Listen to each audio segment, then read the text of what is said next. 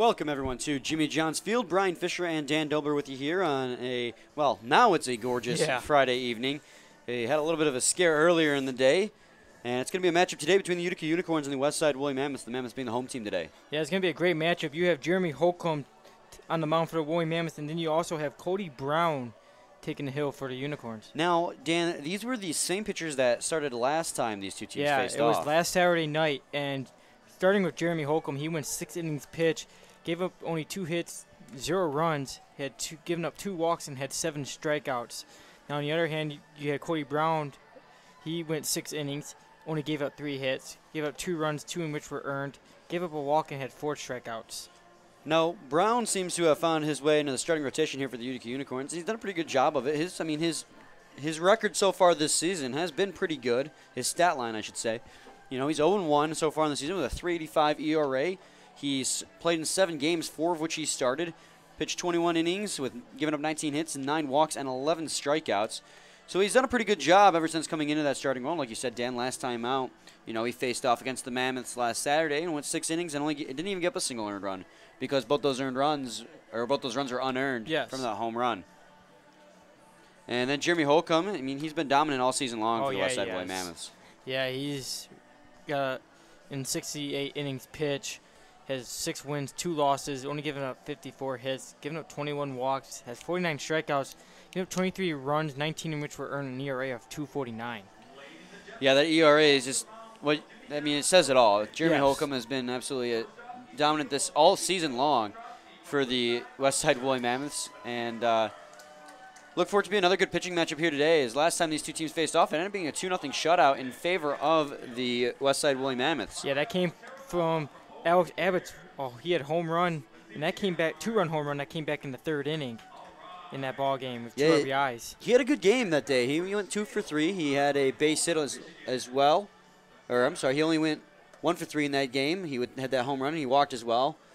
So he had a pretty good game, and he was really the only one who produced any offense in the game. Again, the final was 2-0. Yeah, so. Yeah, and then you guys give it up for that bullpen of both teams, you know, in that ball game. Especially the Woolly Mammoths, they went with Josh Mason, came in on the mound after him. Then you had Gavin Counts and also Joel Sharon. Yeah, between the 3 relief pitchers they brought in for the 7th, 8th, and 9th, there was only 1 hit given up between the 3 of them, and that was Joel Sharon in the 9th inning. And they only walked 3 batters, and they struck out a combined total of 6 batters in those last 3 innings. So they did a very solid job in relief.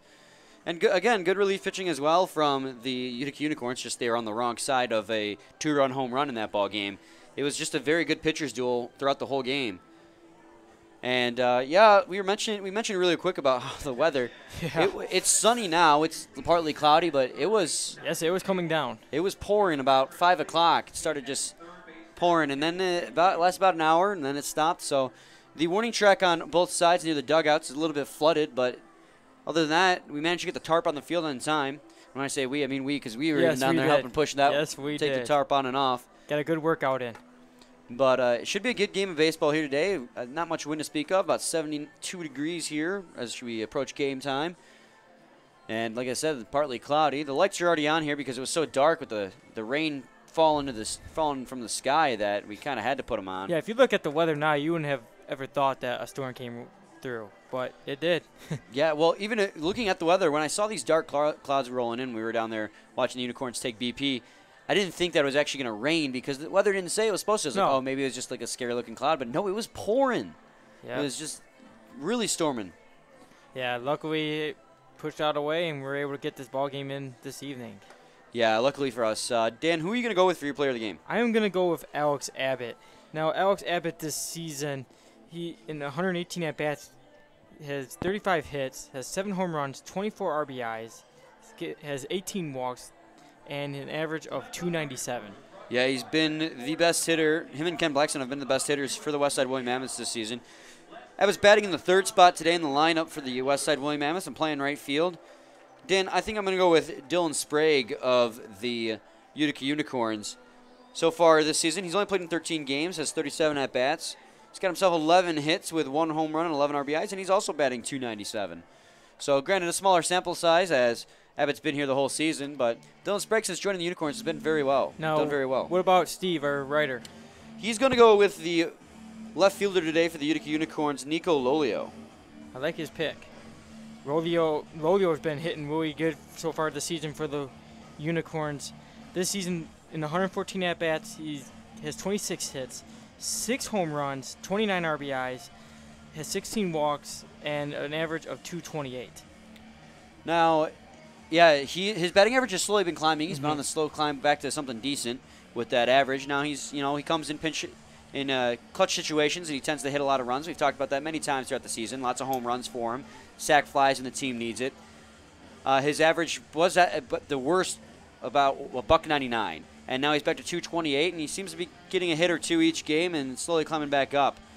So solid pick there by Steve, as he's been clutch for the Unicorns all season long. Yes, he has. Meanwhile, it's time for the starting lineups for both the Unicorns and the Mammoths in today's ballgame, so I'll send it down on the field for that.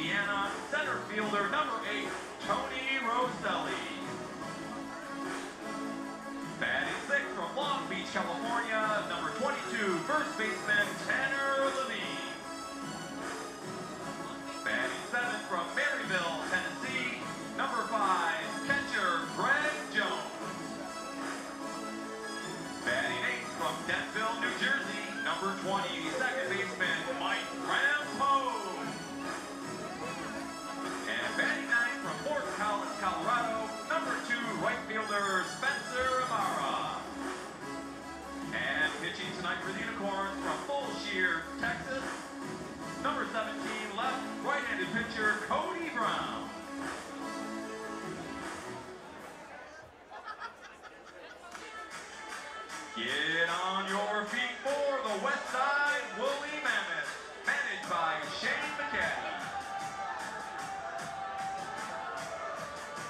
Batting first from Utica, Illinois, number 18, center fielder Thomas Ducell. Batting second from Santa Cruz, California, number 10, designated hitter Joe Davis.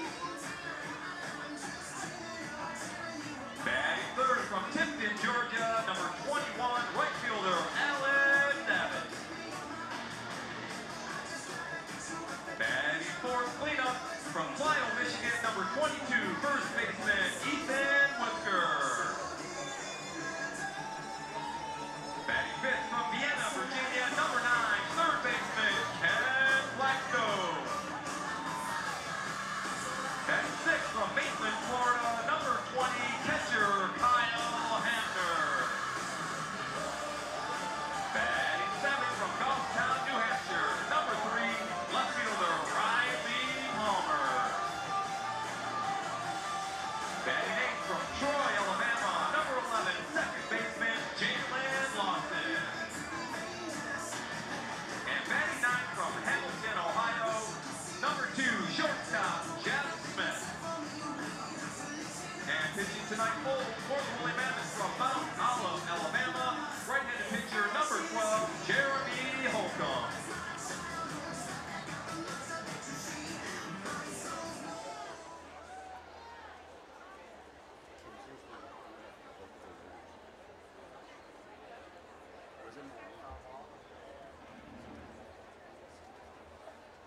We'd like to bring the women's veterans onto the field at this time.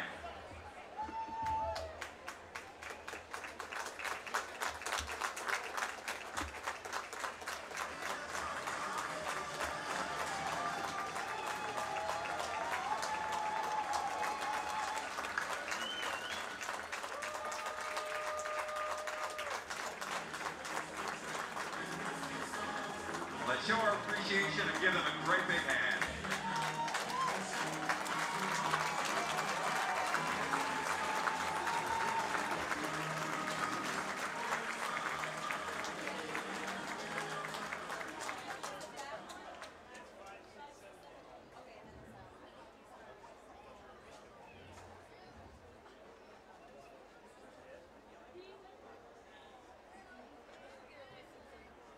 Ladies and gentlemen, please rise for the singing of God Bless America, performed by Brian Connors.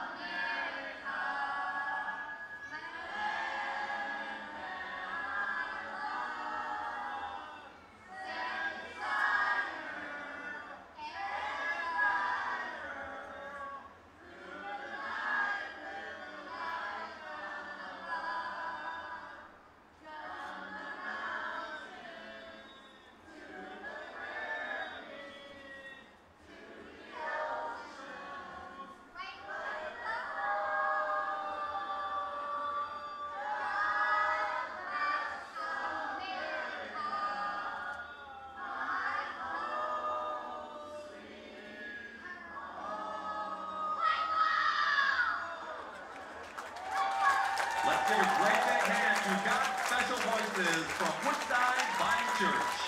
Great job.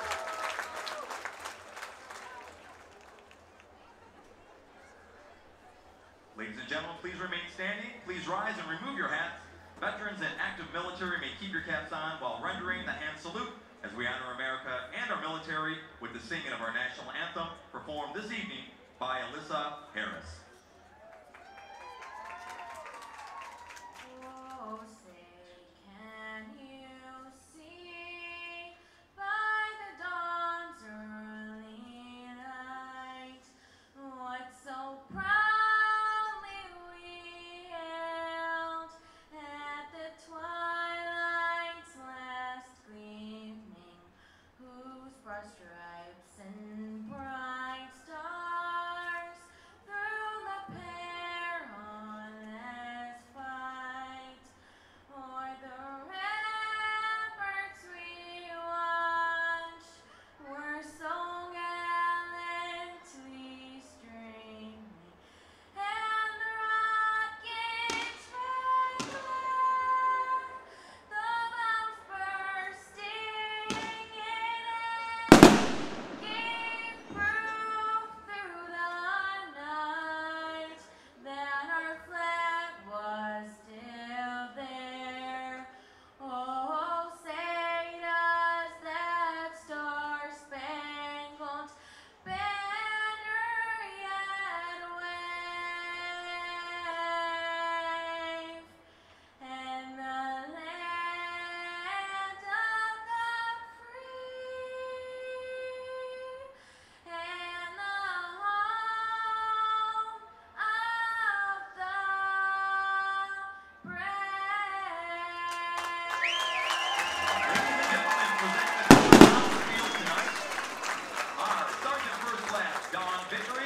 Sergeant Jasmine Schaefer, Petty Officer Second Class Wendy Pinter, Senior Master Sergeant Michelle Clark, Senior Master Sergeant Andra Modoc. Let's give them a great big hand.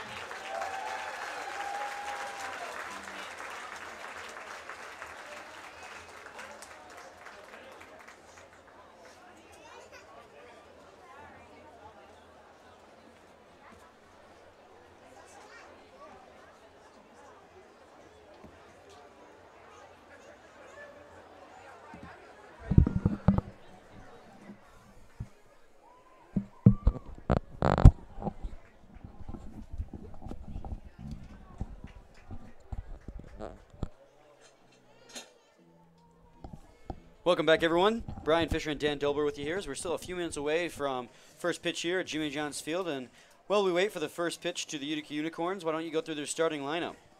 I would love to, Brian. Leading off, the shortstop, Brett Belkin. Batting second, the third baseman, Dylan Sprague. Batting third, the designated hitter, Willie Martin. Batting fourth, the left fielder, Nico Lolio. Batting fifth, the center fielder, Tony Roselli. Batting sixth, the first baseman, Tanner Levine. Batting seventh, the catcher, Greg Jones. Batting eighth, the second baseman, Mike Rampone. And batting ninth, the right fielder, Spencer Ibarra. Defensively for the Woolly Mammoths this evening, out in left you have Riley Palmer. In center you have Thomas Fiesel. In right, you have Alex Abbott. At third, you have Kent Blackstone. Over there at short, you have Jeff Smith. At second, you have Jalen Lawson. At first, you have Ethan Whisker. Doing the catching behind the plate is Kyle Hamner. And on the mound, once again for the Woolly Mammoths this evening, is Jeremy Holcomb. And anytime Jeremy Holcomb is on the mound pitching, you can expect a good performance. Yes. There's been very few performances this season where you could say it was iffy at best. It was about 2 starts ago, I believe, for Holcomb, where he went 5 innings and allowed 3 earned runs. That's probably the worst start we've seen out of him all season, and still that's not all that terrible. No, not at all. Yeah, every single time he goes on the mound, I mean, it's dominance from him. I mean, he's earned that 2.49 ERA, and I mean, he's pitched nearly 70 innings now. So it's definitely, at this point in the season, it's called consistency. Yes, it is. And let's hope he can continue that trend this evening. Like we said, the lights are on right now at Jimmy John's Field because of the fact that it was storming earlier. And it was a pretty intense thunderstorm. Yes, it was. Cleared up nicely now, though. And it should remain this way for the rest of the weekend, but you never know. It was not supposed to rain at all today to begin with, so. The only thing I was looking at the weather radar was this morning for chances, and that was about it. But like you said, I didn't think it was going to rain this evening. But, I mean, it definitely cooled things down here at the ballpark. Yeah, that's for sure. But not much of a breeze at all, as the flag out there in center field is just laying relaxed. Yeah, it's going to be a great evening for some baseball between these two teams coming into the ball game. Unicorns are 19-21 of the season, and the Woolly Mammoths are 18-19. So it's pretty much anyone's ball game in terms of league lead, or league leaders. Every single team is within a game or two of each other. Yeah, playoffs are coming soon. It's going to be interesting to see, though, Dan, if there's influx in errors in today's ball game due to the fact that the infield and outfield are pretty wet right now from all the rain we had. You can literally go swimming down the first base line here.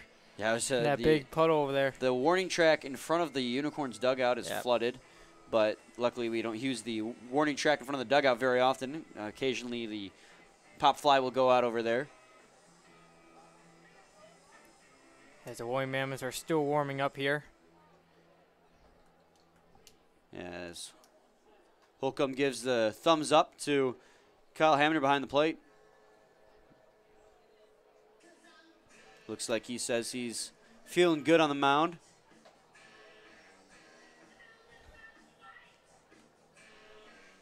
And Holcomb will be done warming up now. And that'll be the cue for Brett Balkin to walk up to the plate for the first at bat in today's ball game.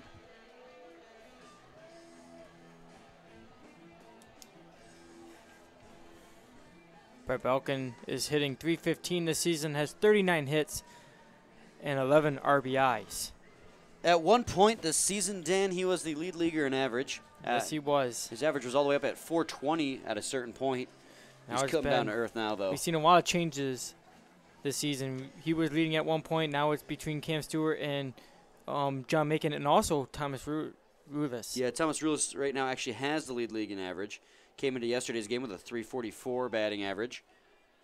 Last time these two teams met on last Saturday, Brett Balkin went 0 for 5, which is rare from him. Yes, he struck out twice in that ball game and grounded out the rest of the way. The first pitch of today's ball game is going to be a fastball taken for a ball, and the first pitch is going to come at 7:09 p.m. The 1-0 pitch comes in. It's going to be a high 2-0 now.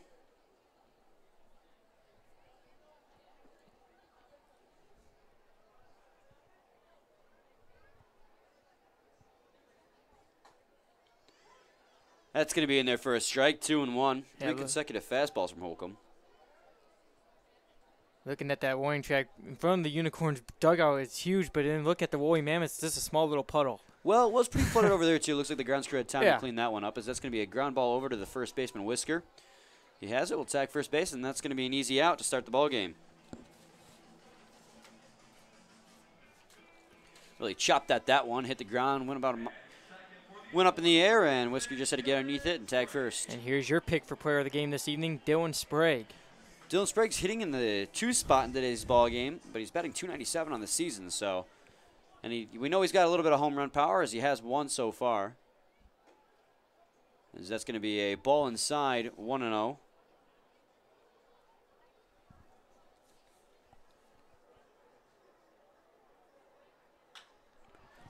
Another ground ball over to Whisker, and again he'll take it himself. So 2 easy outs here. And right to Whisker, getting productive early. So help boost up that put-out count on his stat sheet. So now Willie Martin will stand in, the DH in today's ball game for the Unicorns. He's hitting .364, has 4 hits, a home run, and 7 RBIs for the Unicorns. He's still fairly new to the Yes, league, he though. is.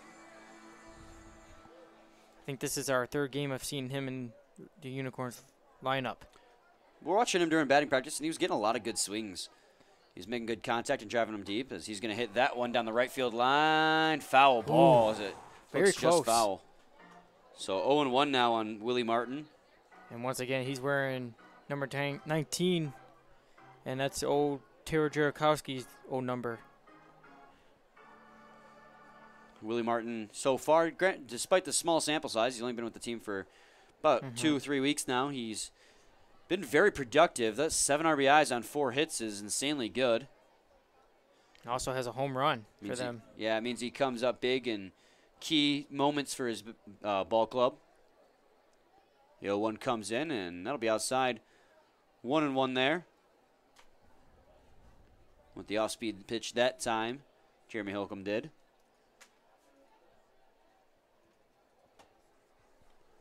1-1 comes in, swing and a miss there, big cut. Missed on that 93-mile-an-hour fastball, 1-2.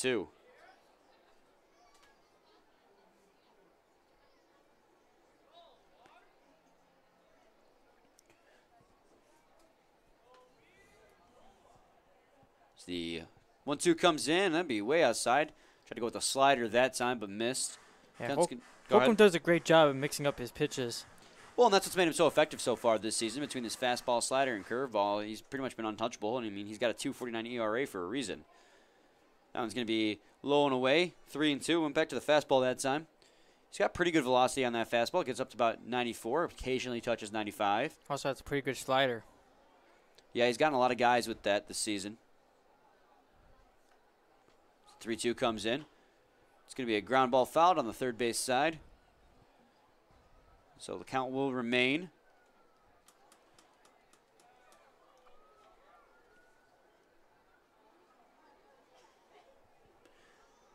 Defense playing Martin straight up. Nothing specifically special about how they're playing him. So the pitch comes in, and that's going to be a strike high in the Wow. strike zone. Catch him looking. And Willie Martin didn't agree with the call, but you're never going to win a call with the ump, Brian. So it's going to be a quick 1-2-3 inning for Jeremy Holcomb as we go to the bottom of the first inning now. It's still scoreless tie. And do it for the Mammoths in the bottom half of the inning is going to be Tommy Fiesel. Following him be Joe Davis and Alex Abbott. So we'll be back shortly with more. Please stay tuned.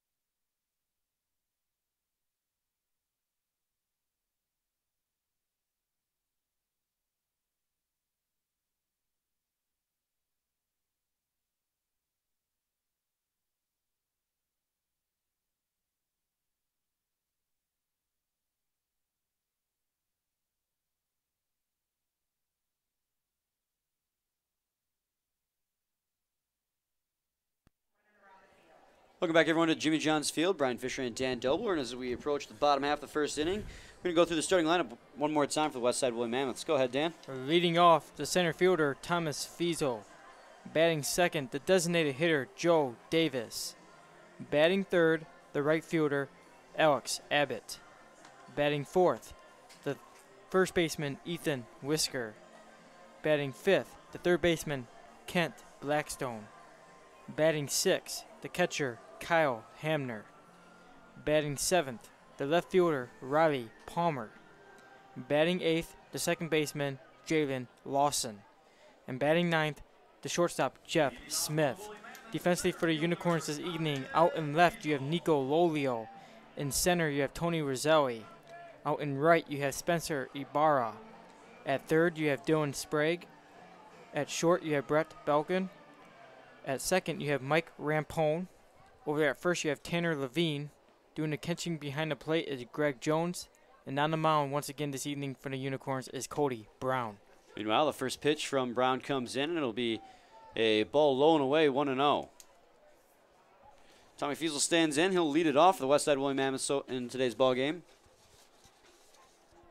Another ball low and away. Past couple games, manager Shane McKay has been going with him as his leadoff hitter. Yeah, he went 0 for 4 in his last game, as that's going to be a ground ball to Balkin. Balkin quickly will move that down to first base. Well, Levine has it, and that will be the first out here in the bottom of the first. Yeah, he went 0 for 4 last game, hit into a double play, and reached on 2 errors. So, I mean, I suppose if you're looking for a silver lining, he did reach base safely in 2 of his plate appearances. Granted, it was because of errors from the second and third baseman. But I guess you get on any way you can. So now Joe Davis will stand in. He's hitting 189, has 7 hits and 6 RBIs.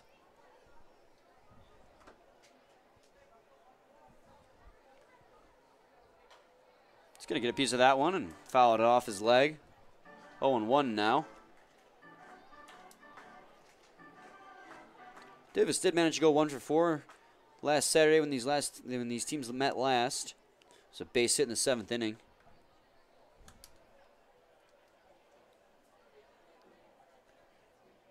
One's going to be fouled down the right side. Looked like it's going to land on the concourse in the lower level. 0-2.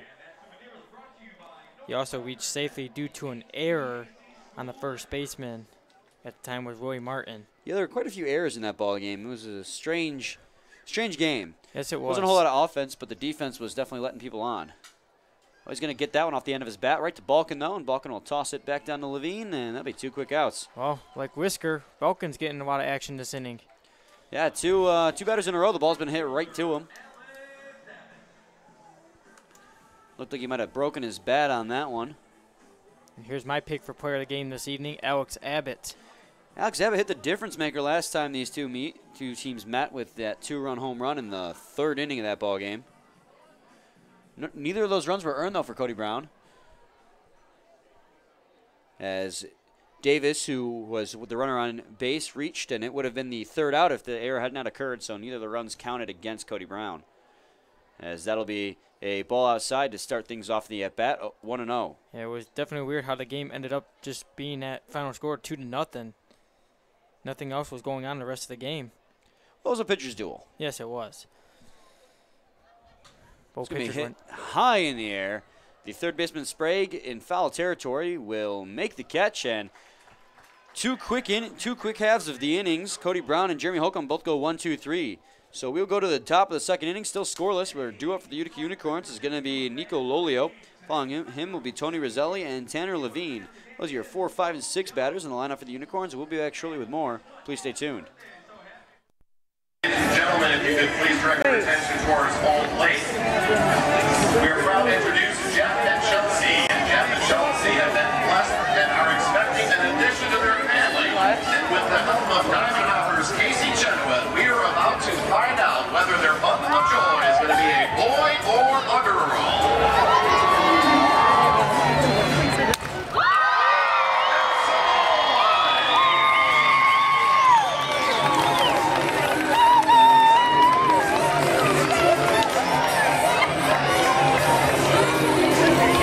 What happiness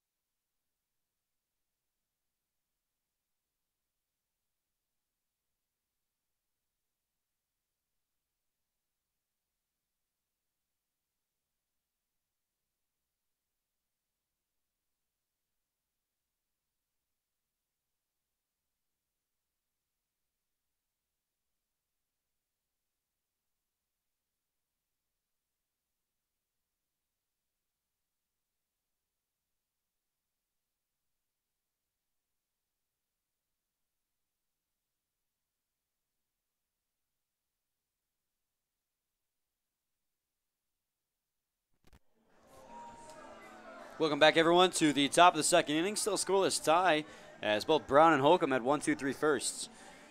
So Nico Lilly will be set to lead things off here in the top of the second inning, and Steve Ryder picked him as his player of the game. He has come in clutch situations for the Unicorns. Okay, he's got 29 RBIs in the season, which up till yesterday was tied for the league lead, as I keep getting those two words mixed up, as that'll be a foul ball hit out of play behind home plate, 0-1. He's hitting .228, has 26 hits and 6 home runs as well with the 29 RBIs. He's getting a lot more playing time now.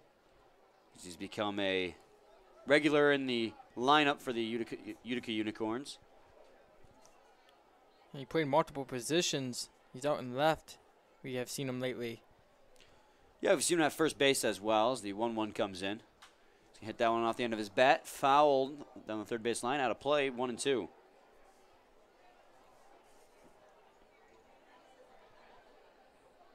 Decent crowd on hand today. Not too full of a ballpark. I feel the rain probably scared away quite a few people. Meanwhile, Lowell's going to swing at that. Be a drop third strike, so Hamner has to throw it on a whisker, which he does, and that'll be a quick first out here in the second.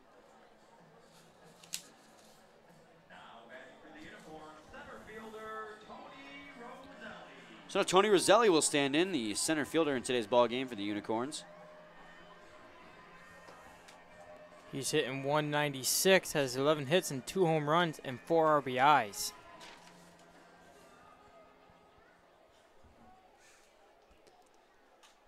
He's going to fly that one into foul territory on the right side. That'll land out of play. Takes a bounce off the roof over the lower suites. He did have a hit in the ball game the last time these two teams faced each other, and that was in the 4th. Meanwhile, that one gets bounced in there. That curveball missed badly, 1-1.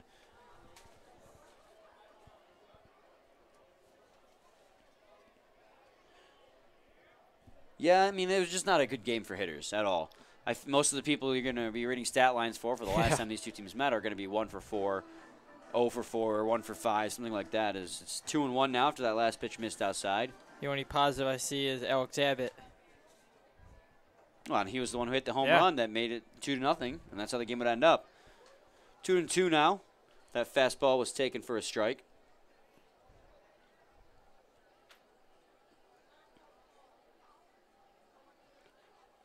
The 2-2 pitch comes in. He'll pull his bat back. They're going to appeal it on the first base umpire and say he didn't go. So the count will run full now on Tony Roselli.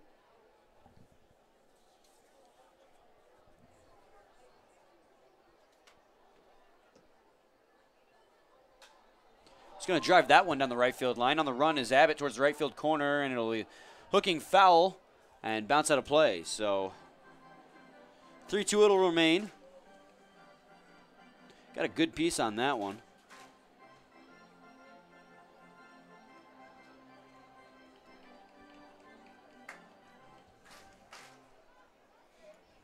It's Friday night fireworks tonight after the ball game.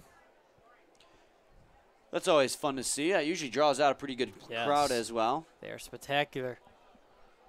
The 3-2 pitch again is going to be low, and that's going to be the first walk of the ball game. First base runner in general. So now Tanner Levine will stand in.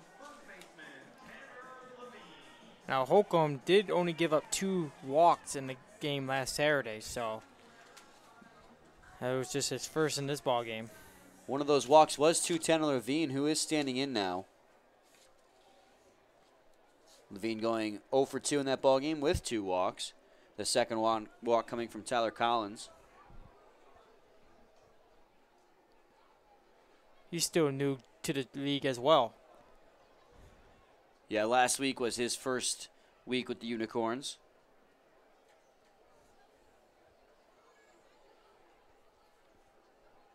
The 0-1 comes in. Will be outside for a ball, 1-1.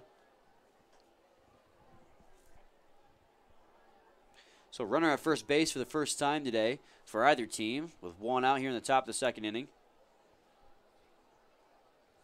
Breaking for second base is Roselli. The throw in is not going to be caught by the shortstop Smith, and it's going to trickle over to the right side, and it's going to allow Roselli to advance all the way to third base. Great heads-up base running there from Roselli. He Get over noticed to that. third. Yeah, he noticed that no one was over there to get it once it trickled away from Jeff Smith at second. So he decided to take third base.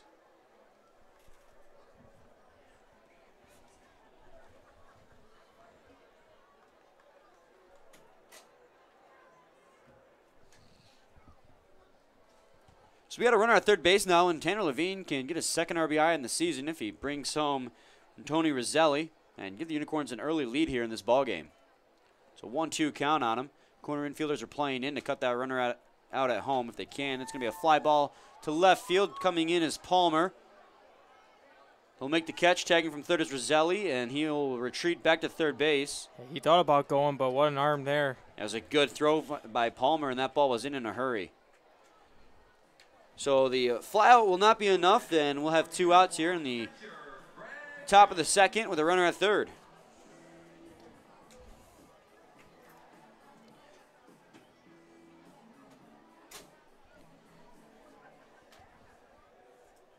Craig Jones was 0 for 4 in that ball game against the Roy Mammoths last Saturday night.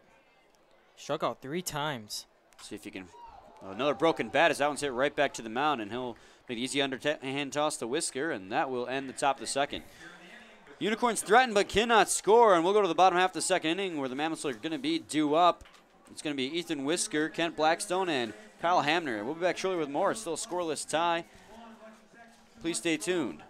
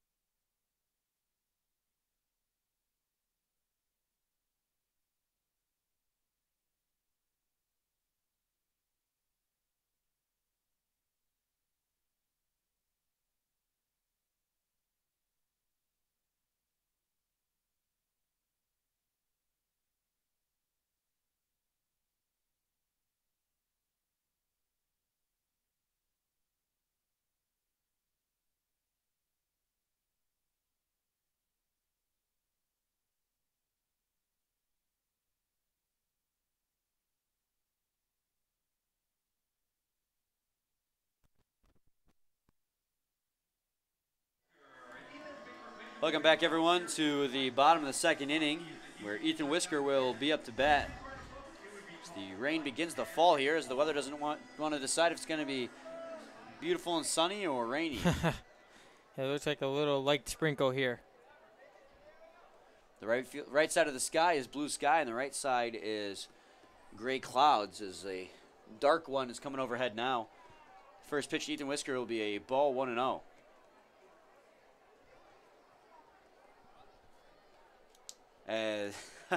Dan, you see that umbrella down here? Oh, about yeah. 4 rows in? Got the Whisker dogs swings on and it. misses.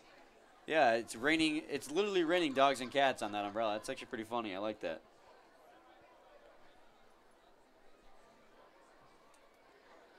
So 1 ball and 1 strike. Here's the pitch from Cody Brown. It's going to be a ground ball foul down the left side. He went with a golf swing there on that one as he chased that one way low. 1-2. Ethan Whisker's hitting 191, has 13 hits, a home run, and 11 RBIs for the Mammoths.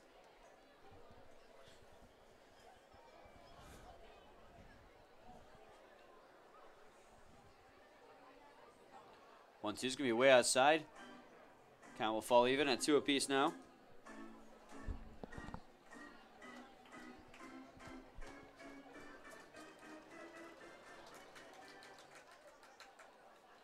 So 2 balls and 2 strikes here in the bottom of the second inning on Ethan Whisker. The pitch comes in, another pitch way outside. Look like he tried to go to that slider again, just not doing much for Cody Brown as it missed way outside twice in a row now. Counts full.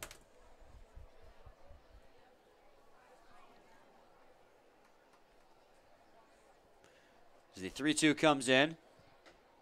Ooh, and he's going to lose him. And Ethan Whisker draws himself a leadoff walk here in the top of the second inning. That's his first walk in this ball game. Holcomb gave up a walk as well. Leadoff walks tend to come around to hurt you. We saw Yes. that in last night's game. Where Tanner Keast, the inning where he gave up that leadoff walk, they scored that run. The Hoppers actually ended up having a pretty good game, as Tanner Keast ended up having a pretty good game as well. The Hoppers came out on top on that one, having made a comeback in the 8th inning. 1-0 now on Kent Blackstone after the first pitch fastball was taken for a ball. Blackstone is hitting 241, has 28 hits, 2 home runs, and 28 RBIs for the Mammoths. And he also was picked the 1-800 Player of the Game here at the ballpark. The league leader in RBIs right now is Cam Stewart at 30. Kent Blackstone has 28. So it's a tight race for that category. So it's 3-0 quickly now on Blackstone.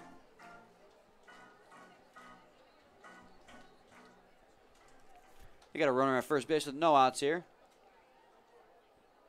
See, 3-0 comes in, and that'll be a 4-pitch walk. So 2 walks to start the bottom of the second inning is definitely a dangerous thing to do. Yes.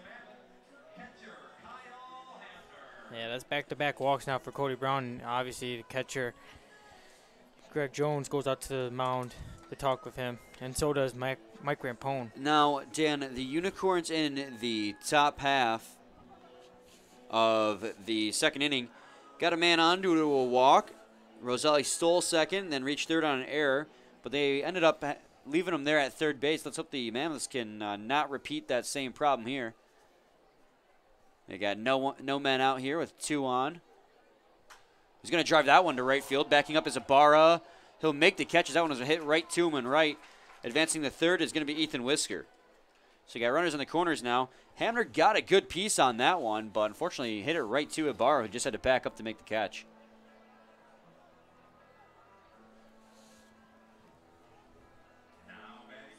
As the rain continues to fall here at the ballpark. And here's Riley Palmer. He's hitting 221, has 27 hits, 3 home runs, and 14 RBIs. Has a perfect chance to get his Mammoths on the board with Whisker over there at third. Yeah, sac fly will bring in the run and give his team an early lead here.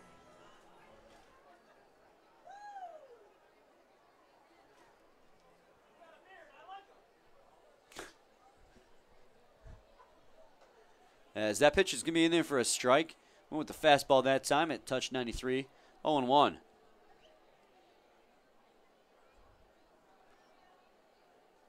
Middle infielder is playing for the double play.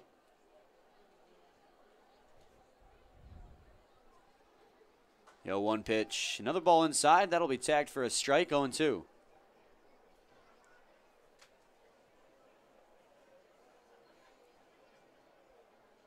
Rain continues to fall here. Oh, it's not falling very heavily.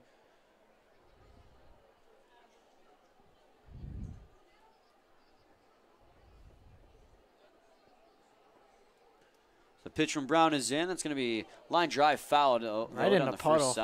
first base side. And yeah, that got hit right in the puddle. Any momentum it had died off as soon as it hit that miniature pond out there.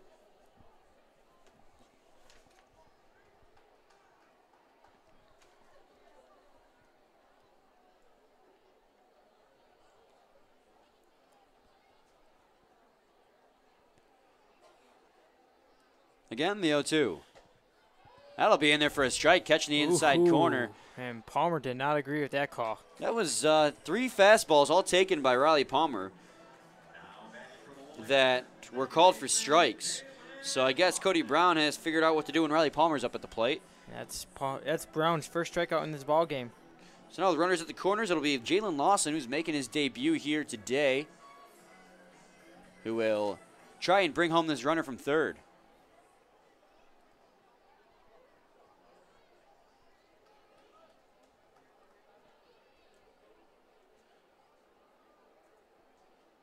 He's going to drive that one. Line drive to left field. That'll be a base hit and score the run. And he gets his first RBI. Yeah, on his first and pitch. hit. Yeah, first pitch he sees from Cody Brown. He drives it into left field for a base hit, and someone saved him that baseball. And the Mammoths are up early on the board, 1-0.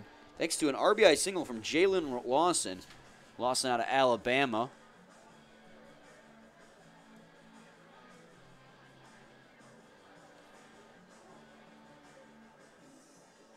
Jeff Smith stands in now. The runners at first and second and 2 outs, and now a 1-0 lead for his ball club.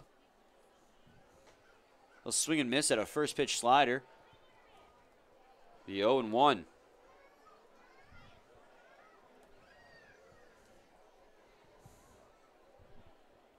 Jeff Smith's hitting .203.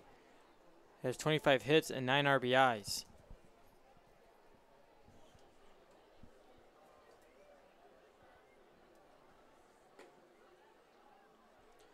With another slider outside. This time Jeff Smith let it go by him.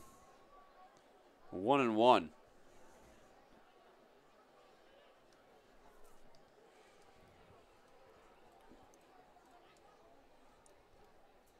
Jeff Smith, when he manages to get on the base paths, is a good threat out there. Yes, he is. He steals. We've seen him steal second and third base in 1 inning before. But the prerequisite to that is getting on base.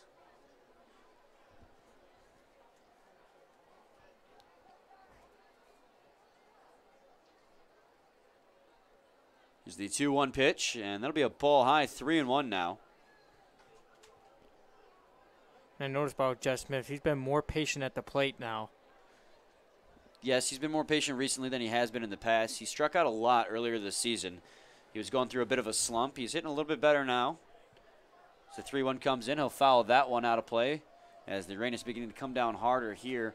Again, it's just like scattered clouds, and certain clouds are bringing the rain, and it's, you got blue, you got blue sky, and then you got a dark cloud. It's not making up its mind on what the weather wants to be. And definitely the fans are scattering from their seats, heading onto the main concourse. 3-2 is going to be a ground ball towards Balkin. Balkin, who has it on the second hop, will throw it down to first and beat the runner, Smith. So the Westside Woolly Mammoths get a 1-0 lead thanks to the Jalen Lawson RBI single to the left. And when we come back, it's going to be the top of the third inning. We're due up for the Utica Unicorns. Is going to be Mike Rampone, Spencer Ibarra, and Brett Balkin. We'll be back shortly with more. Please stay tuned. Ladies and gentlemen, if you could please direct your attention towards home. We are pleased to announce yet another player from the USPBL who has signed a contract with a major league organization. On the field, our USPBL chairman and CEO, Andy Appleby, and the newest member of the Minnesota Twins organization, current USPBL home run leader, graduate of Madonna University from Fraser, Michigan, and joined by his family,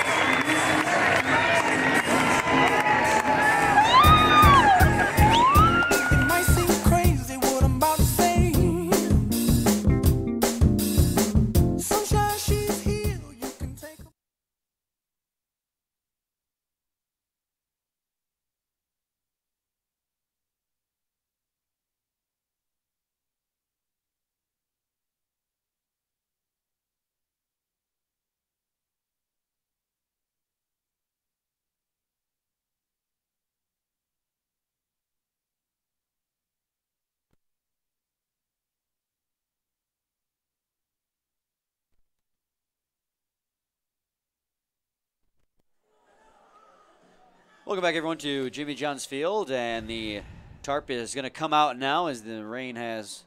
Not again. Yeah, we just luckily because we're here, we don't have to be part of putting it out there this time. But yeah, it's unfortunate as literally 40 minutes ago when we started this game, it was clear blue skies, and look at the sun's peeking through right now as we speak, and the rain's coming down, and we have to tarp the field.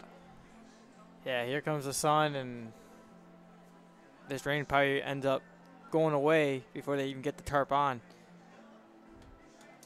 Probably. That seems to be how it goes. So 1-0 lead right now for the Westside Woolly Mammoths. The Jalen Lawson RBI single to the left is the difference maker right now as we still look to try to start the third inning. Yeah, it's been, both pitchers been doing a great job, but obviously Jalen Lawson got his team on the board with the RBI single. But, and now they're rolling the tarp back towards the wall. Must be tangled up a little bit.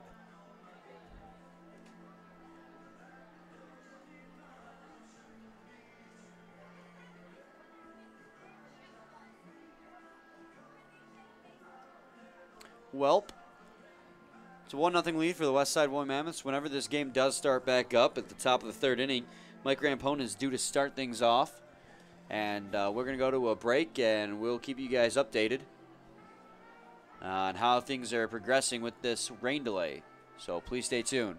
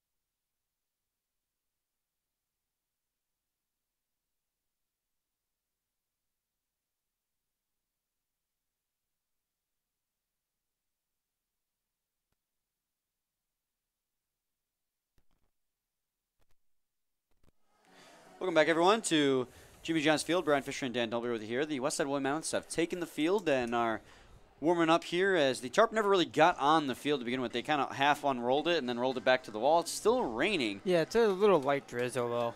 But it's, starting to stop, and it never really rained hard enough to really warrant the tarp coming on the field. No, not at all. And we have a great ball game here between these two teams. Holcomb and Cody Brown are on the mound. And, the Woolly Mammoths are out to a lead due to a RBI single from Jalen Lawson. But Cody Brown allowed that leadoff hitter on, and we always talk about getting a leadoff hitter on is not good for a pitcher because it comes to bite you. Yeah, that leadoff walk ended up, just like it did with Tanner Keese last night, ended up coming around to hurt him. And it's, you just can't walk the leadoff guy in time to Taylor has all his time, really, as far as baseball time goes. Where those leadoff walks, leadoff errors, leadoff hits, they just come around to hurt your baseball club.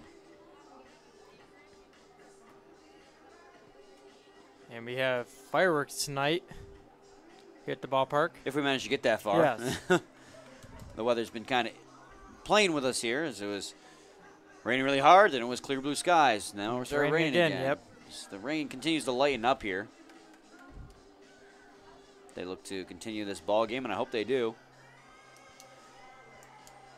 Both Holcomb and Cody Brown had 1, 2, 3 first innings. And both kind of ran into a little bit of trouble in the second. The Unicorns Unicorns had a runner at third base against Jeremy Holcomb, and they were able to get Jones to ground back out to Holcomb on a broken bat. And then for Cody Brown, he was in trouble, but the Woolly Mammoths ended up scoring on him. Yeah, he led off, again, that leadoff walk. Then he walked the second batter as well. He almost got out of the inning, though. A fly ball to right, and then a strikeout of Palmer.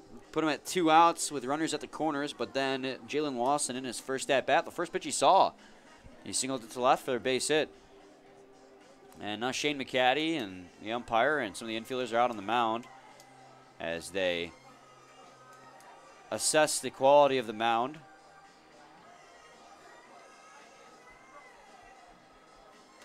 Might have to get a fresh bag of dirt out on that mound.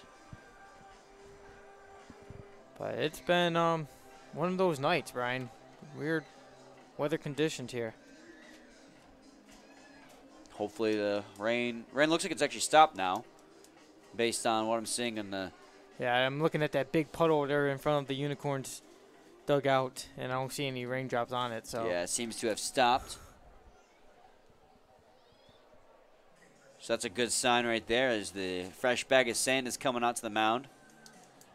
So they just got to do some cleaning up on the infield, and we should be able to get this game back underway shortly. But we're going to go to another short break, and we'll come back right as game's about to start, or restart, I should say. So we'll be back shortly with more. Please stay tuned.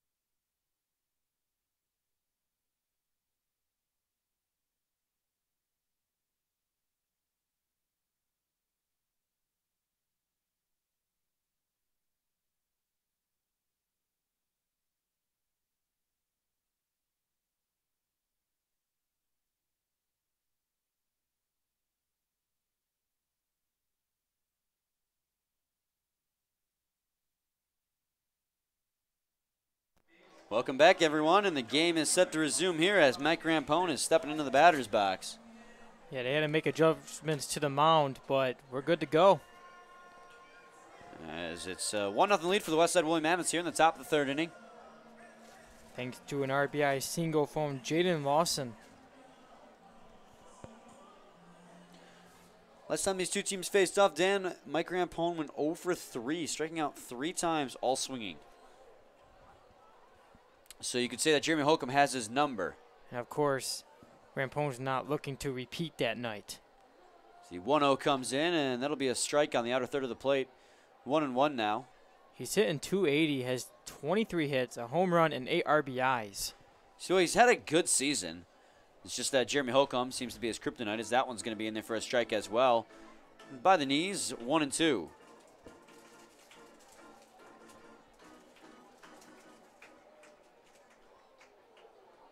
Going to swing and miss at that one. And still, Holcomb has the upper hand on Rampone. It's going to be the 4th strikeout for Mike Rampone the last 2 times these two guys have faced off against each other. And that's Holcomb's 3rd strikeout this evening. So now Spencer Ibarra will stand in. He's hitting .125, has 3 hits and 4 RBIs. Feels like we haven't seen him in a while, though. Yeah. As the 0-1 pitch comes in. I couldn't remember when the last time we seen him in a lineup.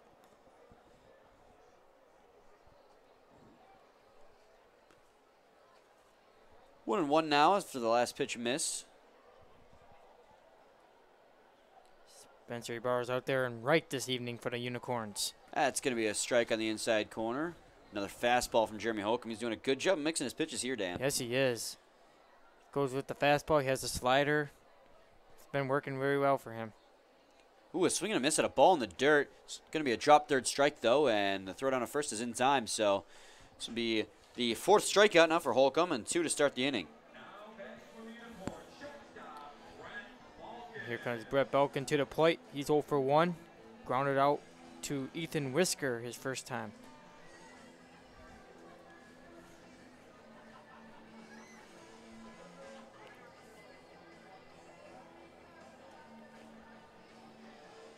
Yeah, Brett Balkin started off the ball game, and he grounded out to Whisker. Whisker, who had 2 consecutive groundouts right to him. Yeah, you had Belkin and then Sprague. First pitch is going to be a ball inside, 1-0.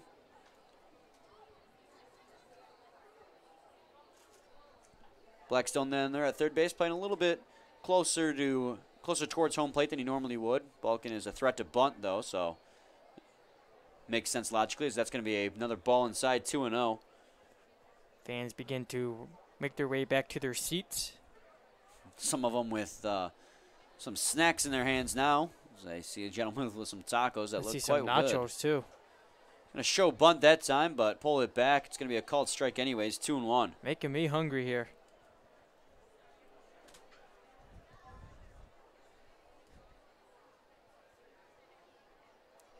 Balkin digs back in. The 2-1 comes in, and that'll be ground ball down the third base line, and Blackstone will throw it down. Look kind of like a swinging bunt there. And we will go to the bottom of the third inning, with still a 1-0 lead for the Mammoths. After Holcomb comes out after the rain delay, has a 1-2-3 third. So when we come back, it's going to be the top of the lineup for the Westside Woolly Mammoths. Tommy Fiesel will be set to lead things off. Following him be Joey Davis and Alex Abbott. So we'll be back shortly with more. Please stay tuned.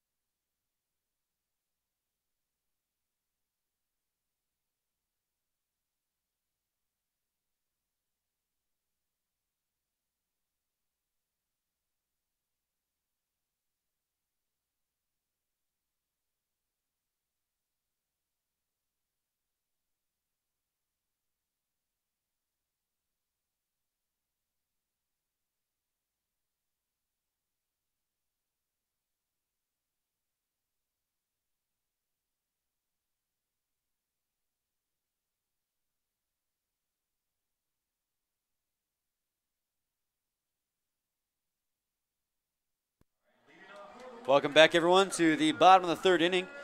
Mammoths carry a 1-0 lead to this point, thanks to that RBI single from Lawson last inning. It's going to be Tommy Fiesel set to lead things off. He's 0 for 1, ground out to the shortstop, Brett Belkin. His first time up.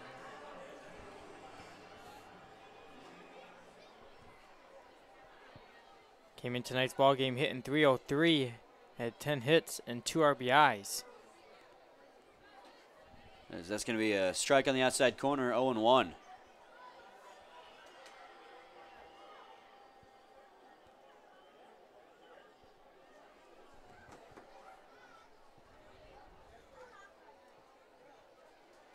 The slider's going to go outside for a ball, 1-1.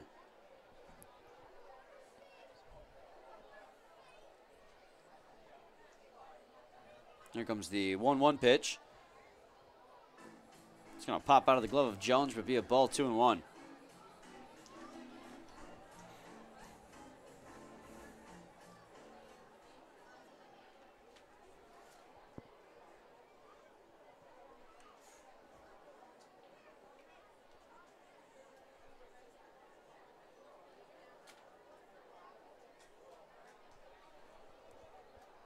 Now 3-1 on Fiesel. He's got to be careful not to walk. Yeah, that leadoff walk came around to hurt him back in the second. As the pitch comes in, it's going to be a ground ball towards Balkin, however, just like last time he was up to the plate. The throw to Levine will be in time, and that'll be the first out here in the bottom of the third.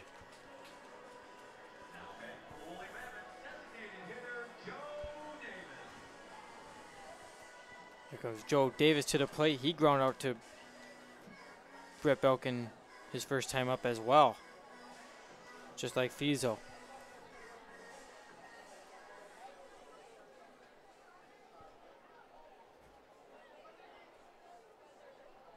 See if he can change his look a little bit here and not ground out this time as the first pitch comes in, and that'll be a strike on the outer third of the plate. Nice placement there on Yes, that it fastball. was.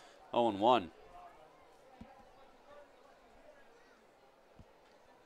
Just catching the outer edge of that strike zone. It's going to be swung on, and looks like it got a piece of it was Davis, but it'll be fouled off, 0-2.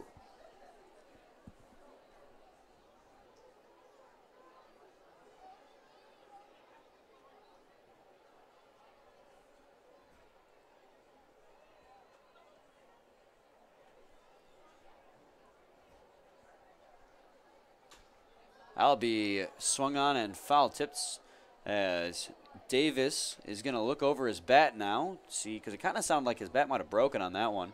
Yeah, But at the very top of the barrel. looks like he couldn't find any faults in the bat, so he'll continue swinging with it as the 0-2 comes in. He's going to ground that one right back to the mound, and Cody Brown's going to make a quick underhand toss down to Levine, and that'll be the second out here in the bottom of the third.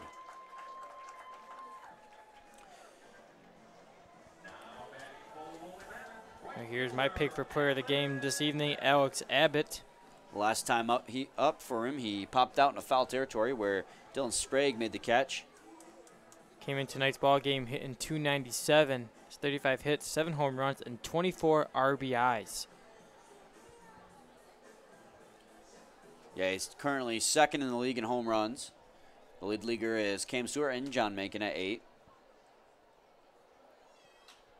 He's going to fly that one down left field. Lolio coming in. Will not make it. He tries to make a sliding catch in foul territory, but was just not quick enough that time, and it'll be 0-1. Yeah, Lolio ran just right in front of that tarp out there. It's a good effort there, but just about a step behind it.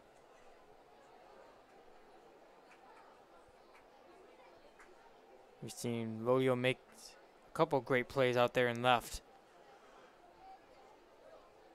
So it's going to be an 0-1 count on Abbott with 2 outs. And, yeah, Dan, we have. I think it was last time these two teams faced off where he made a couple of spectacular plays out there in left field. It was either last Saturday or Sunday. It was, I think, last Saturday was when – it could have been last Sunday as well when he made all those putouts.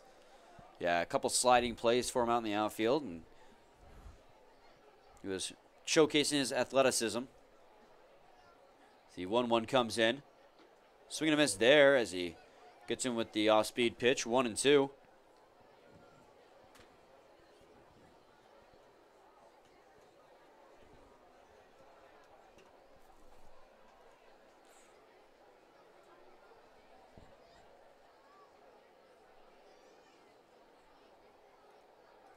One ball, 2 strikes, 2 outs here in the bottom of the 3rd inning.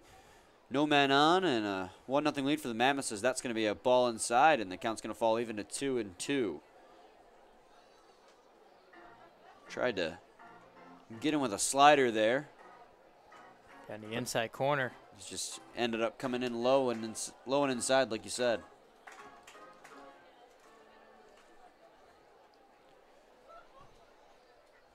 Here comes the 2-2 pitch.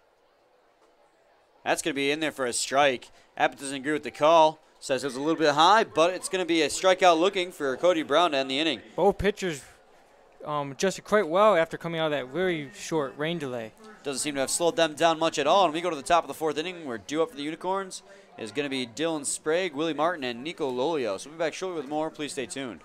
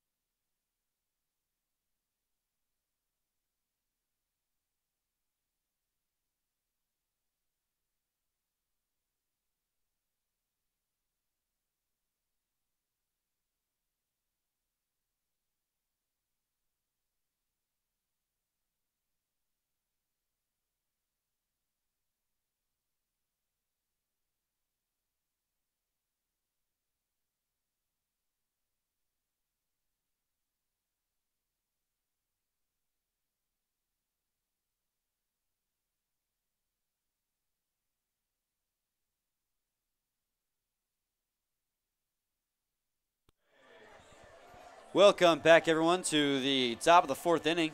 Still a 1-0 lead for the Westside Woolly Mammoths. We have Dylan Sprague to the plate now. He's 0 for 1, grounded out to Ethan Whisker.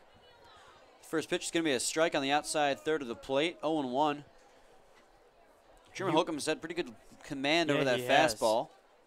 He's doing a great job mixing up his pitches. Be 1-1 now.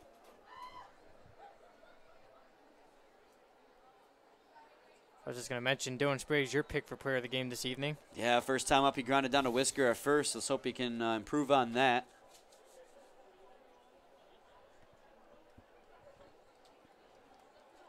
There's a 2-1 count now on Sprague as the pitch comes in from Holcomb. That's going to miss low for a ball. Went back to the fastball that time, 3-1. Brown threatened to walk the first batter in the top half of the inning, or the bottom half of the last inning, I should say.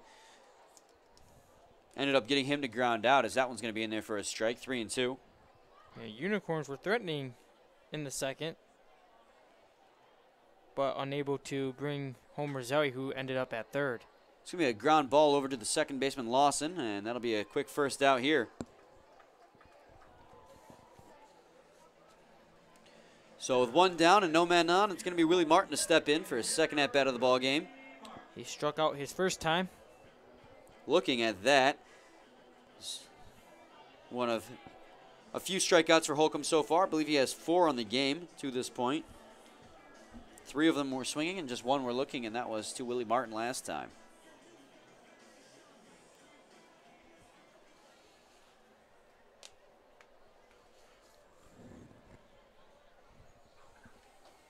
First pitch to Martin's going to be a ball low, 1-0.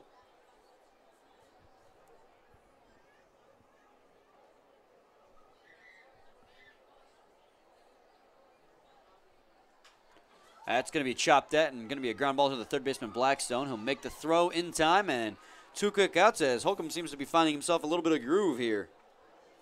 Him and Brown both are on the groove.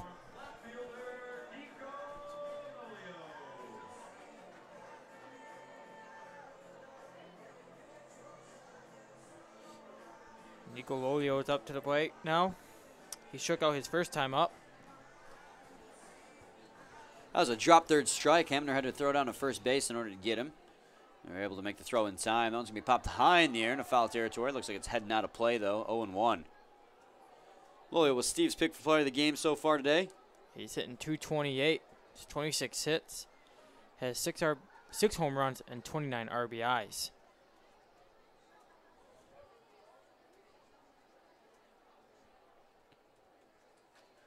He's going to get a piece of that one. Looks like it's going to go off the hand of the umpires. You see him shaking his hand. 0-2.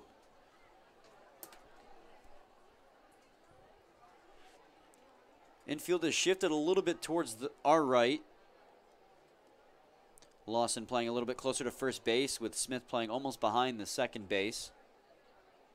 The 0-2 comes in. It's going to be a ground ball right to Lawson over where he was positioned. The throw is going to be in time. It's going to be the second 1-2-3 inning in a row for Jeremy Holcomb.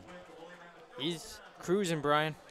So we will go to the bottom of the 4th inning where due up for the Mammoths is going to be Ethan Whisker. Following him will be Kent Blackstone and Kyle Hamner. So we'll be back shortly with more. Please stay tuned.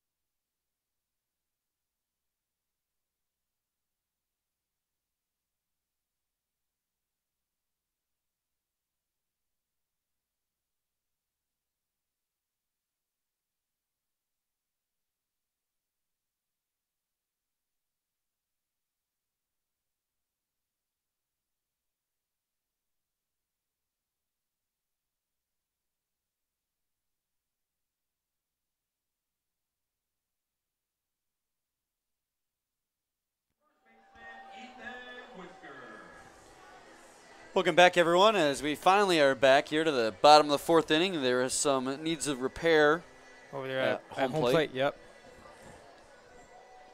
We want the players to be safe, so great job by the grounds crew to get that situated and fixed up. So the first pitch of the inning is going to be a fastball way outside from Cody Brown, 1-0. Ethan Whisker walked his first time up.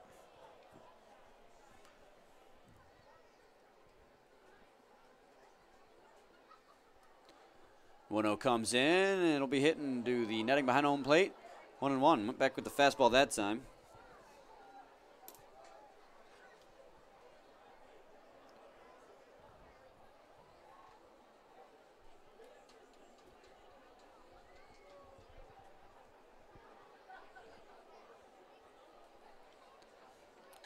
One's going to be driven to right field. It's going to be a bar on the run, and he will not make the catch as he looks like he might have slid and fallen down there in right field, and running second base is going to be Whisker. He comes to third, and they're going to stop him there. It looked like Ibarra was going to get it, but then, of course, like you said, might have slipped, and Yeah, it definitely was not a natural, did not look like a natural dive. hopefully he's okay. And the Beaumont doctors can go out there and check on him. So is manager Jim Essien.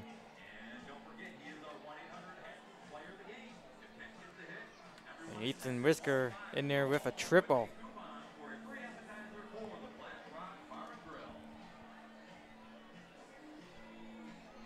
Still out there looking like he's trying to catch his breath. It was an awkward spill out there in right field.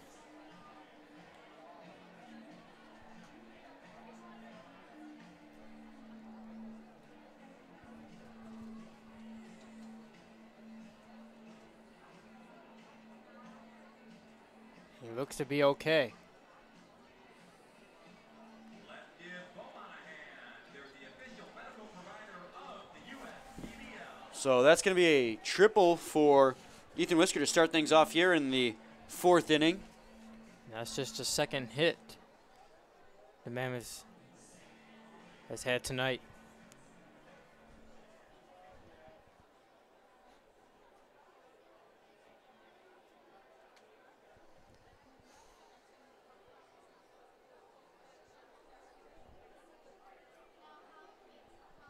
The first pitch comes in, and that's going to be a ground ball right back to Cody Brown.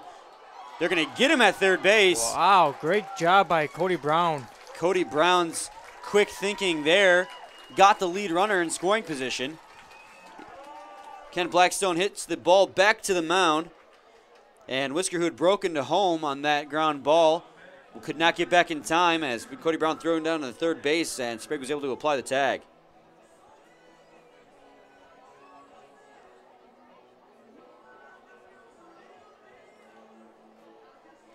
So it'll be one out now and a runner at first base for Kyle Hamner. Hamner last time up flew out to the right fielder Spencer Ibarra. So it's going to be a ball outside, 1-0.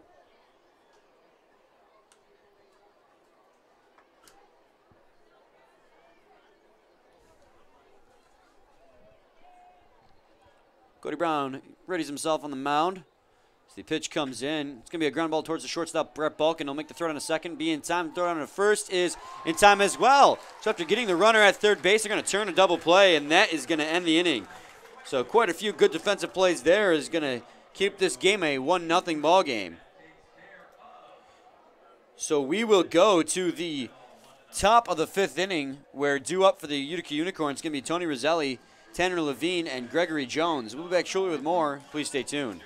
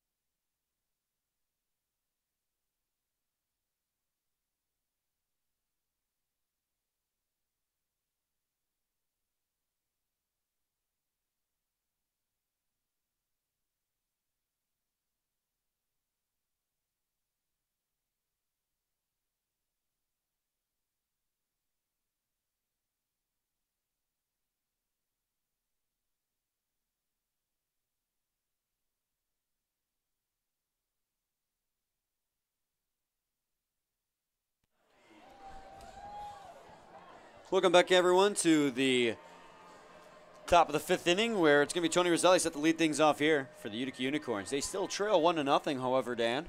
Yes, they do, because Jaden Lawson had an RBI single, and that came back in the second. First pitch Roselli sees. He'll fly out to center field where Fiesel will make the catch. And that'll be a 1 pitch out here in the top of the 5th. So that'll make way for Tanner Levine, who will take his second set of swings in this ball game. Tanner Levine's 0 for 1 tonight. Flew out to the left fielder, Riley Palmer, his first time up. First pitch is going to be low and away, 1-0.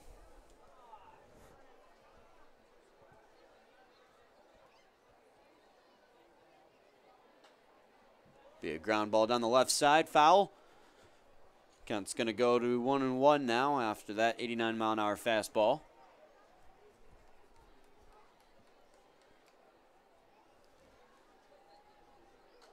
Another foul ball into the netting behind home plate, 1-2.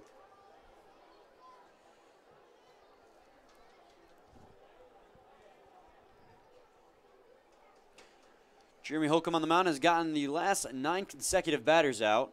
Yeah, he's doing a great job mixing up his pitches and getting batters just like there with Tanner Levine. Yeah, he catches Tanner Levine looking, and that'll be another strikeout for Jeremy Holcomb. That is number 5.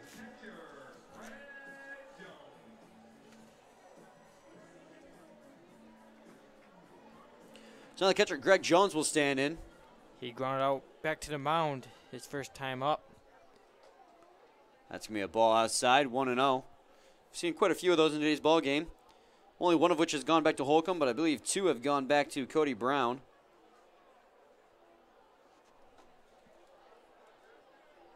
Two and 0 now. Another fastball misses.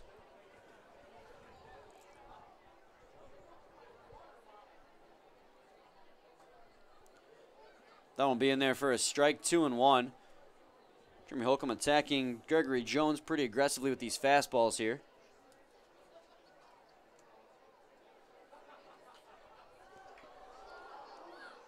That's going to be a foul ball into the netting behind home plate. Count's going to fall even 2-2.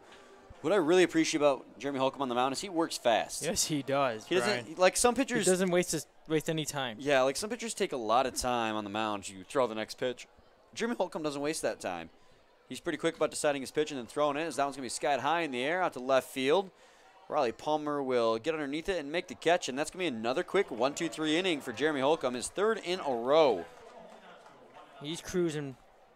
So we will go to the bottom of the 5th inning. We've played a half game of ball here at Jimmy John's Field. The Mammoths will hold on to that 1-0 lead. When we come back, it's going to be the bottom of the lineup for the Mammoths due up. Riley Palmer, Jalen Lawson, and Jeff Smith will be up to bat. So we'll be back shortly with more. Please stay tuned.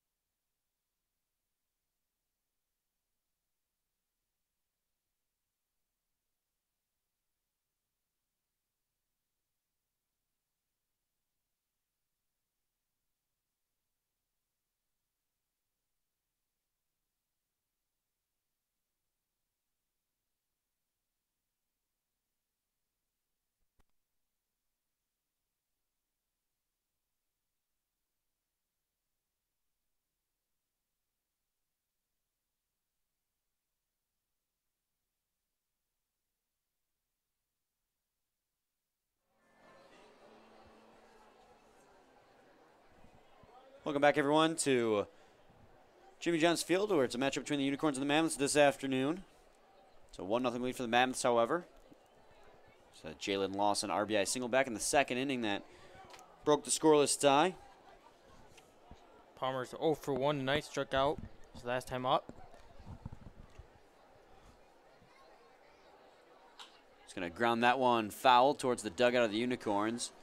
Be 1-1 now. Coming to tonight's ball game, Palmer's hitting .221, had 27 hits, 3 home runs, and 14 RBIs. Dan, some more threatening clouds are looking like they're coming overhead right now. Very low hanging as well. Definitely doesn't bode well as Riley Palmer swings and misses at a breaking ball low, 1-2.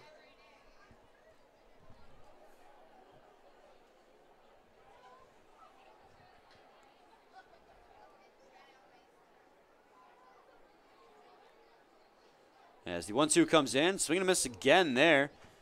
And that'll be another strikeout for Cody Brown. Cody Brown gave up a leadoff triple in the 4th inning, Dan. But then he was able to get Whisker at third base after a ground ball came back to him on the mound. Yeah, he's adjusted very well after giving up that RBI hit. Yeah, then right after that, Hamner hit into a double play that the defense of the Unicorns turned behind Cody Brown. Speaking of Lawson, he's up. From Alabama, you said, right? Yes, from Troy, Alabama. That's going to be a ball outside 1-0 with the slider that time, but missed. Roll Tide. And did you just... Hey, college football season's coming up. Yeah, but you don't say Roll Tide unless you're an Alabama fan, and if you're an Alabama fan, get out of this booth. 1-1. All right.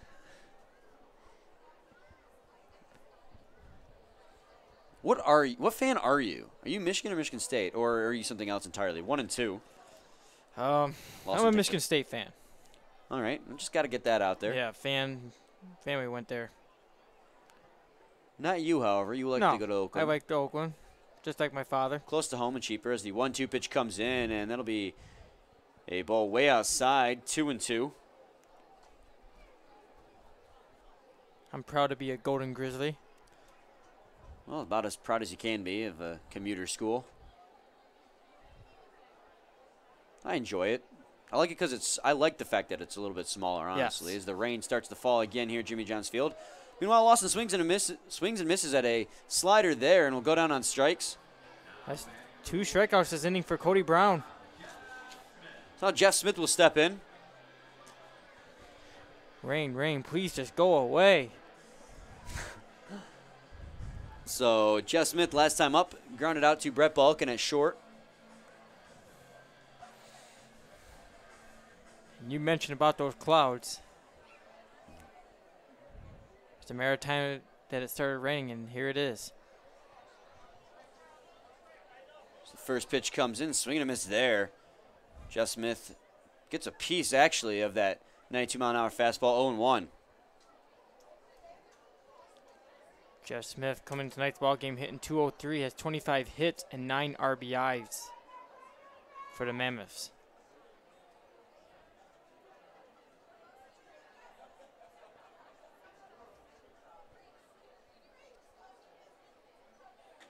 That'll be a ball outside, 1-1.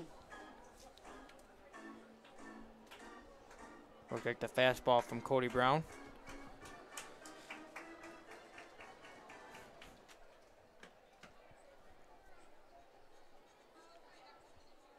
Slider that time, that misses outside, 2-1 now.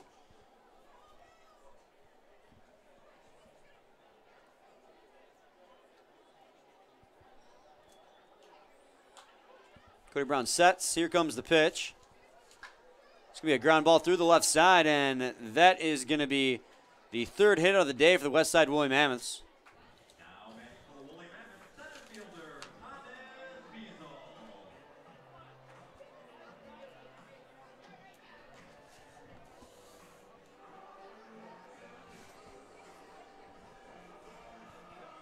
Thomas Fiesel, who's up now, grounded out to Belkin both times in this ball game. It's 0 for 2.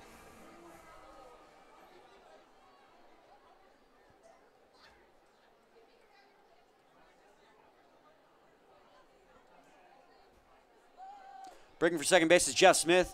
And the throw in is going to be in time. Wow. They're going to catch Jeff Smith stealing. Brett Belkin had to go out of his way and still apply the tag. Jeff Smith, or the throw from Gregory Jones was off the bag, but Brett Belkin had to run across towards second, and he caught it and was able to tag Jeff Smith before he was able to slide in.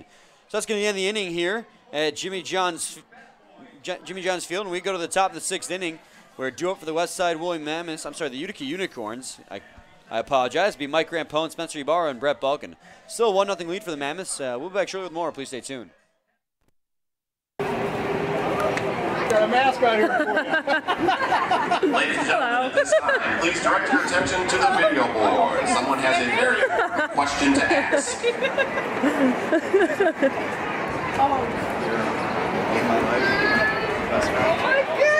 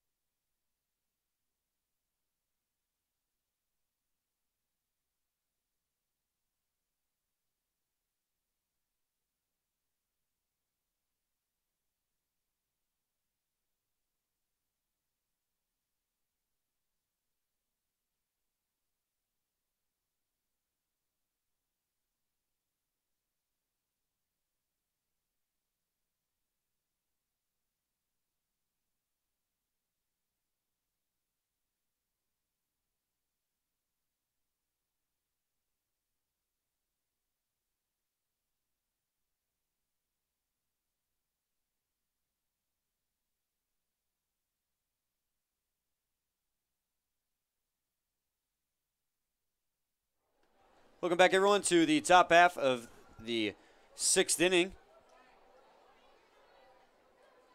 It's quickly 0-2 on Mike Rampone after he swings and misses at that one.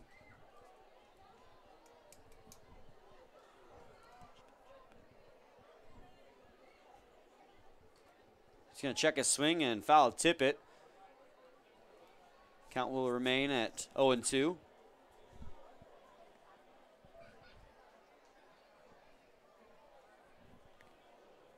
Last time up, Mike Rampone struck out swinging. Mammoths hold a 1-0 lead. That was back in the 2nd inning thanks to a hit to left field from Jalen Lawson. It's going to be a ground ball towards the third baseman, Kent Blackstone. Blackstone will scoop it and throw it on a first, and the throw is going to pull Whisker off the bag, and that'll be an infield single for Mike Rampone. Great job by Mike Rampone not giving up on the play and beating the throw.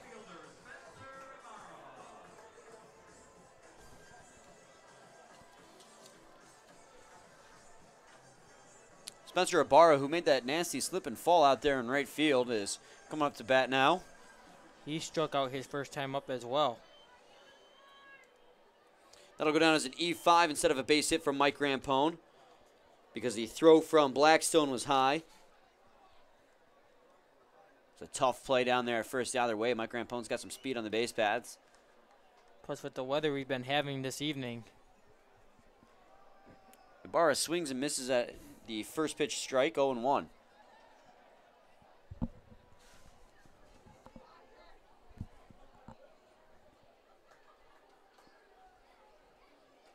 Be another ball high, 1-1 now. We've been pretty much cruising through the first 5 innings of play here, Dan. Yes, we have. Holcomb's done a great job. So has Cody Brown after giving up that 1 run to Jalen Lawson. Ibarra's going to swing and miss at that one on a fastball outside, 1-2. Holcomb has had 4 1-2-3 innings out of the 5 complete innings he's pitched so far. Yeah, he has 5 strikeouts to go along with that. The one guy that did reach base reached on a walk in that inning.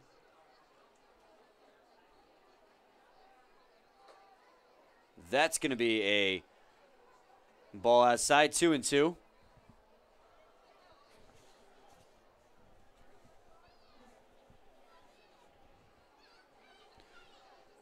Rampone on there at first base. He's got a decent lead off.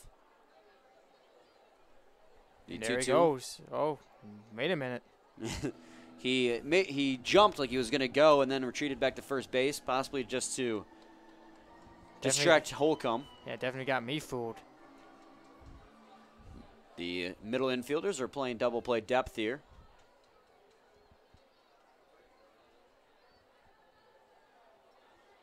The 3-2 comes in, and it's going to get a piece of that one is Ibarra. Staying alive just barely.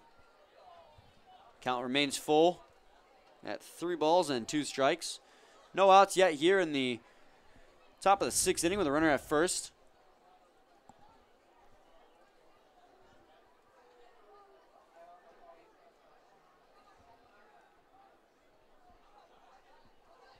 Holcomb on the mound. Comes the pitch. The throw down to second is going to be in time. They're right on the money. Throw out. Mike Rampone trying to steal. Great throw there by Kyle Hamner. And that'll clear the base paths as Ibarra was struck out looking as well. Swinging.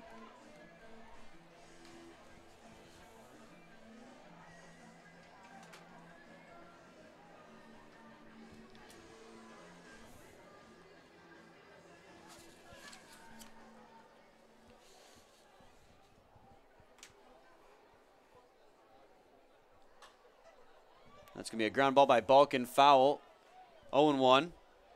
Balkin's 0 for 2 tonight. Grounded out to the first baseman, Ethan Whisker, and then grounded out to the third baseman, Kent Blackstone.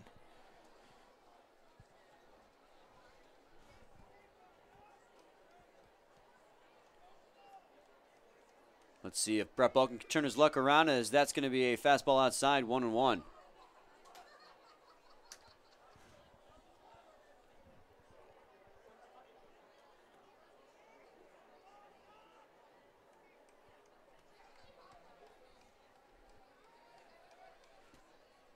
1-1 pitch, skied high in the air, foul territory, but going out of play. 1-2 now on Balkin.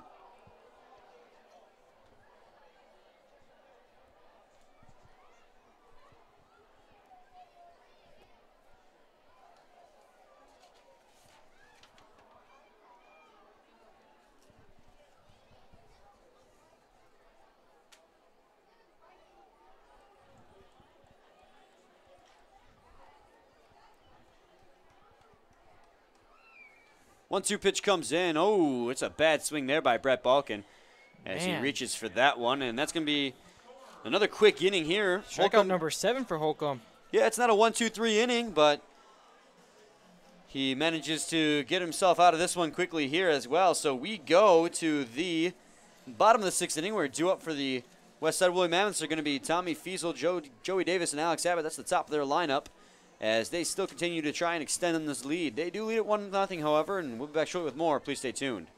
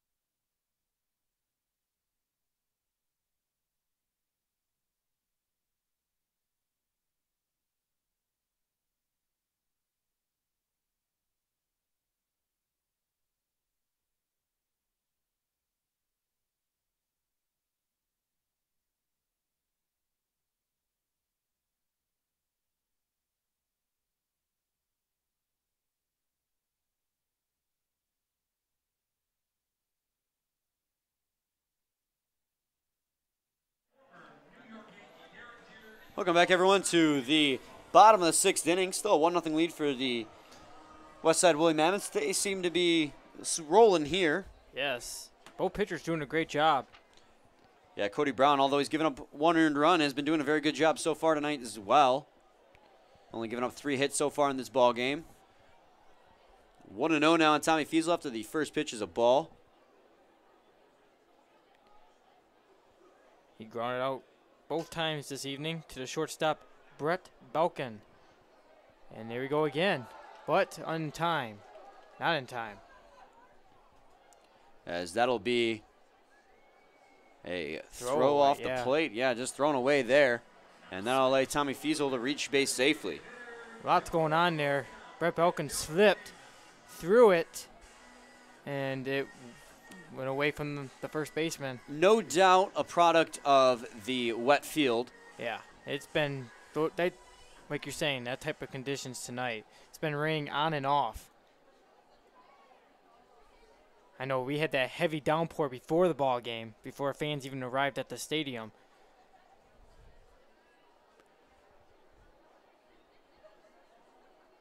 But throughout this ball game this evening, it's been just on and off.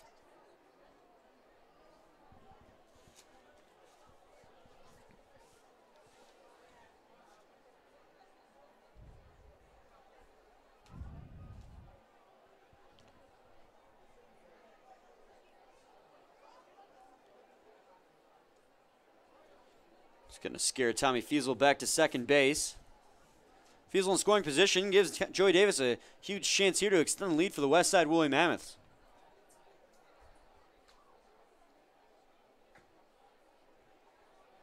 It's going to be a ball outside to Davis, 1-0. Joe Davis has 6 RBIs this season for the Mammoths. Perfect chance to maybe get number 7. And like you were saying, Fiesel over there at second. With a decent lead, too. He's going to hit that one towards center field. Second baseman Rampone has it. Nice throw across his body to make the play at first. It will be a productive out, though, as Tommy Fiesel advances to third base on the play.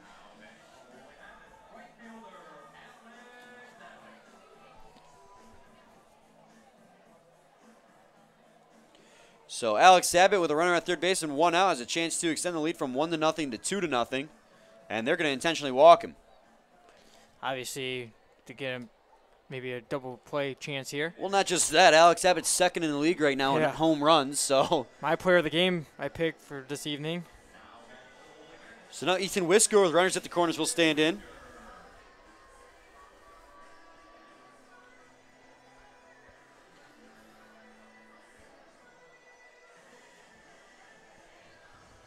Ethan Whisker had a triple his last time up due to the sliding but unable to make the catch. Tony Roselli out there in right.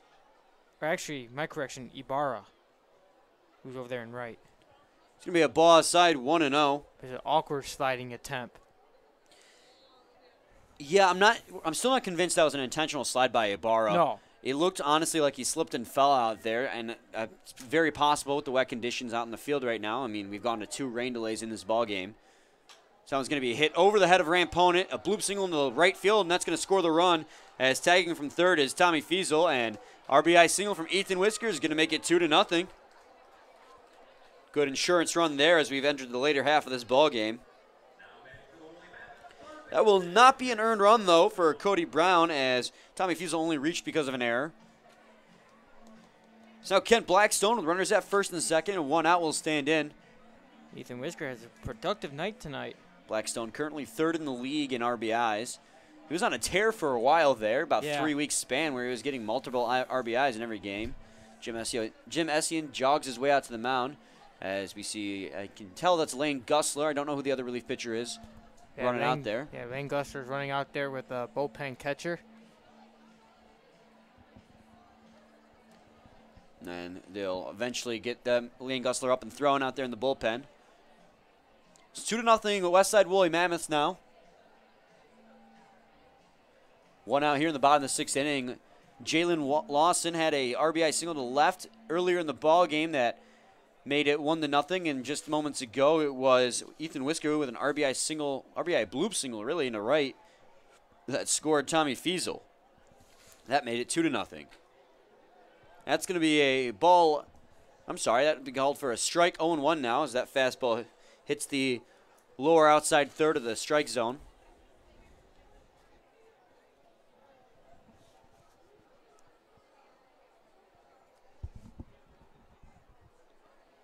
So the 0-1 comes in. That's going to be flied into foul territory down the left side, out of play. 0-2. Cody Brown wasn't able to blow that slider by him. And Kent Blackstone was picked as 1-800 Player of the Game here at Jimmy John's Field this evening. If he gets on base due to a base hit today, he's reached from a walk and a fielder's choice. One lucky row is going to go home with some Vincent Joe's gift cards or coupons, as that's going to be swung on and missed by Blackstone, and he will strike out here to be the second out in the bottom of the sixth. Fans are going to have to wait. He could have one or two more at-bats, just depending on how well the offense does. If they go at the pace that they're going right now, he should come back up to bat in the eighth. That is Cody Brown's 5th strikeout in this ballgame this evening. He's done well. Yes, he has. He's only got 1 earned run, and he's out there for a 6th inning of work right now. So it'll be a quality start for him, pretty much guaranteed at this point. As the first pitch to Kyle Hamner is going to be a base hit in the left. Rounding third base is Alex Abbott coming home. He is safe, and the ball is going to be dropped by the cutoff man, allowing Ethan Whisker to advance all the way to third. So this is going to be the second earned Can't speak. Second earned run there you for go. Cody Brown. There's 3-0 ball game for the Mammoths. And again, we have runners at the corners now after that base hit RBI for Kyle Hamner.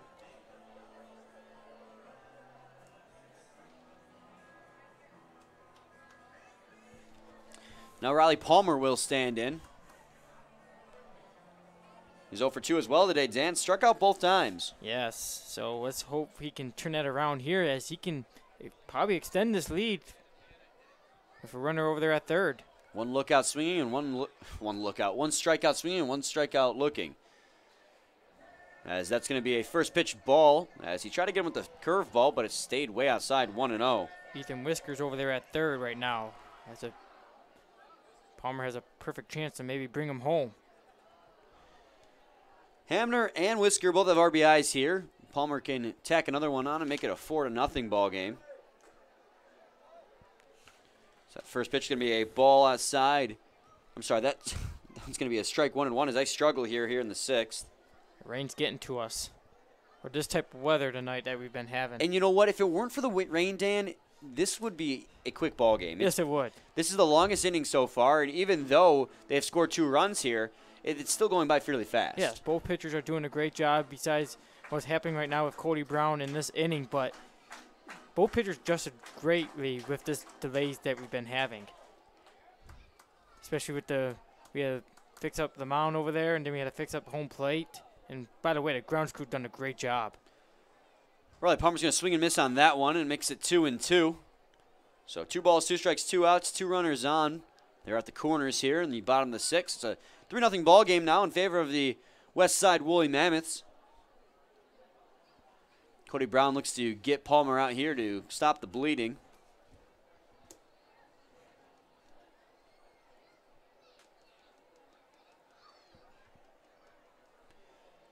Riley Palmer calls for time. Digs back in now on that right batter's box.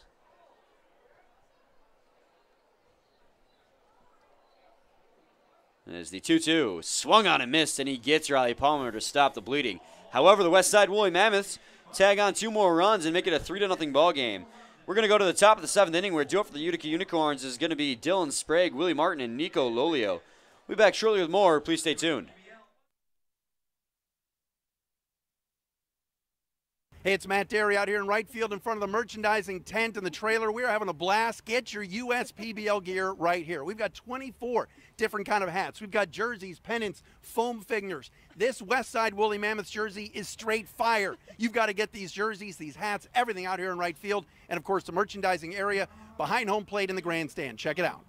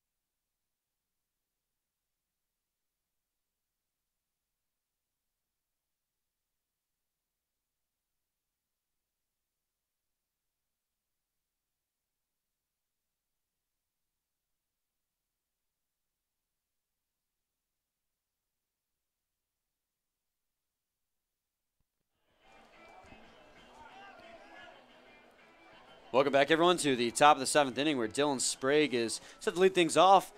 The pit they're in has gotten a little bit deeper here after the Mammoths tagged 2 more runs in the bottom of the 6th inning to make it 3-0. First pitch to Dylan Sprague is going to be a fastball that clips the outer corner, 0-1. He's 0 for 2 tonight. Grounded out to the first baseman, Ethan Whisker, his first time, and then grounded out to the second baseman, Jalen Lawson. It's going to be a ball high. Goes back to the fastball again, 1-1. Jalen Lawson over there at second making his USPBL debut for the Mammoths. Done a great job this evening. Had that RBI single that got the Mammoths on the board early. Now he's back in the second.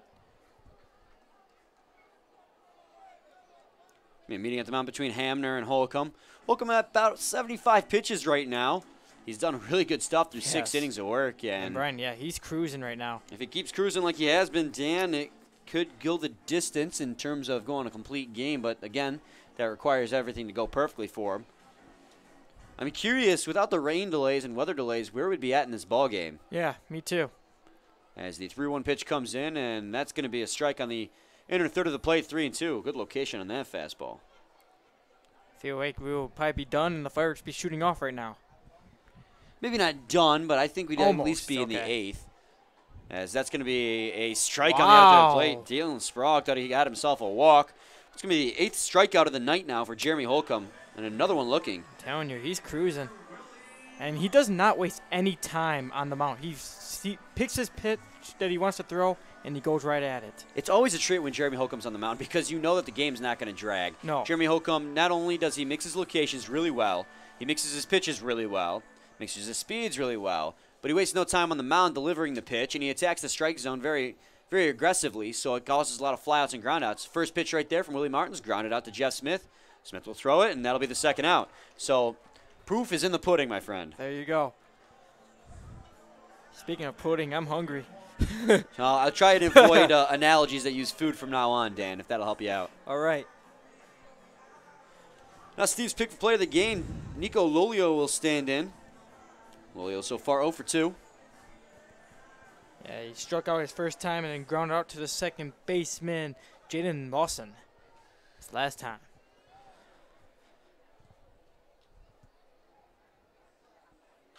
Be a ground ball fouled on the right side, 0-1. Lolio came in tonight's ball game hitting .228, had 26 hits, 6 home runs, and 29 RBIs.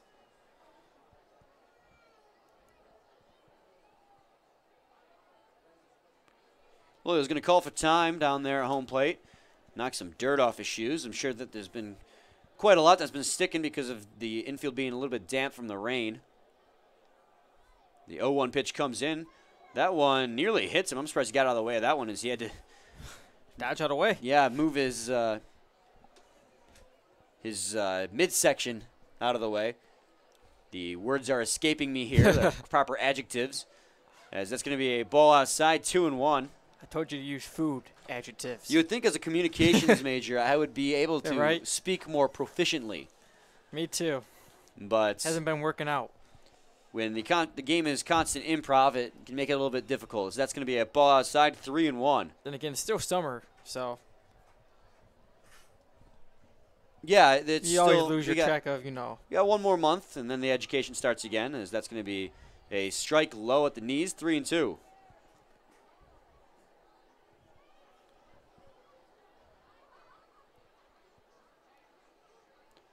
3-2 pitch, ground ball over to the second baseman. Lawson has it, and it's going to be another 1-2-3 inning for Jeremy Holcomb. Folks. That is the 5th 1-2-3 inning for Jeremy Holcomb in this ball game. And we go to the bottom of the 7th inning now. Still up 3-0 is the Westside Woolly Mammoths. When we come back, it's going to be Jalen Lawson, then Jeff Smith. After him be Tommy Fiesel. And it's 7th inning stretch time here, folks, at Jimmy John's Field. We'll be back shortly with more. Please stay tuned.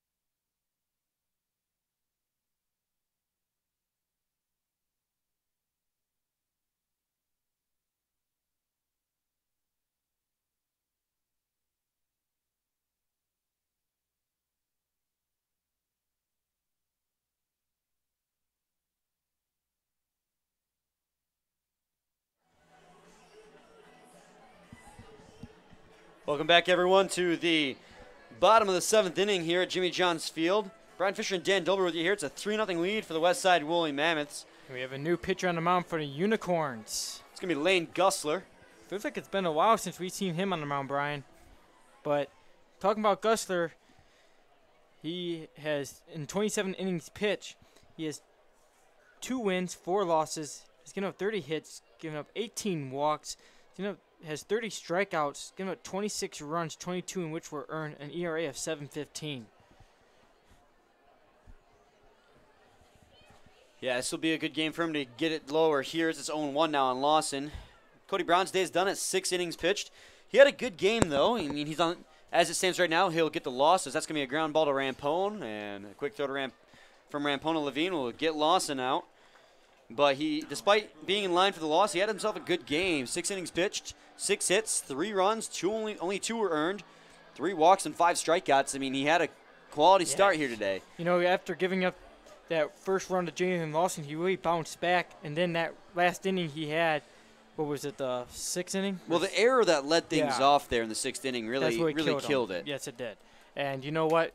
Still a really good outing from him, despite being down and could possibly get the loss this evening. But so it's going to be Jeff Smith that stands in right now. Swing and a miss there at the first pitch from Smith. Smith has gotten a base hit today. He's 0 for 1. It was a base hit through the 5.5 hole on the left side. That was back in the 5th inning. Then he was caught stealing on the base pads as well. Yeah, not how he wanted to follow that up. I was actually, praising him earlier as he swings misses at a ball high. Yeah, I remember you saying that.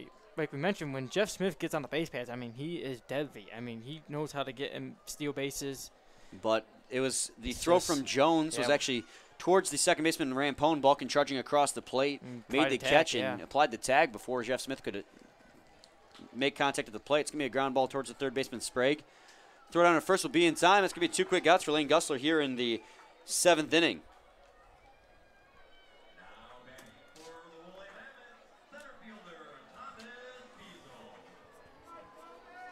So now Tommy Fiesel will stand in. He came around to score his last time up, Dan. Yeah, he did. Technically, he's 0 for 3 tonight, though. Yeah, he reached on an error in the 6th inning from Brett Balkan as short. He's able to reach base on a throwing error. It was a thrown away. He's actually all the way up to second base, and then he was brought around to score by Ethan Whisker on an RBI single. Yeah, that 6th inning was a very long inning. So 1-0 now on Fiesel. He started it off. Was nothing compared to last night, though. No. That 8th inning was just dragging. The 1-0. He's going to check a swing on that one. The appeal down to first. You're going to say he went 1-1.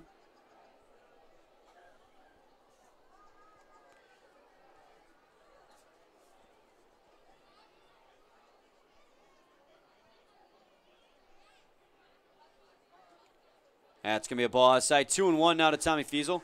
Tried to get him with that curveball, but he wouldn't bite.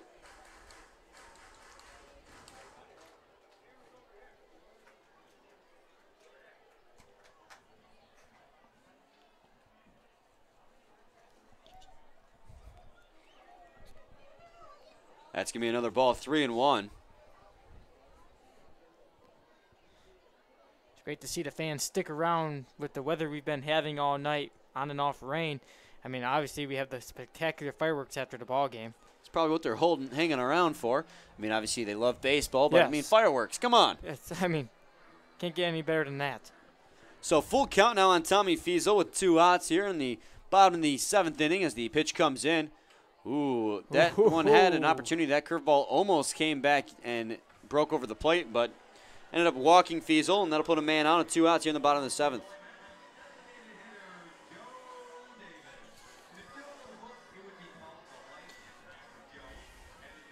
Joe Davis is 0 for 3 tonight. Grounded out in all 3 attempts.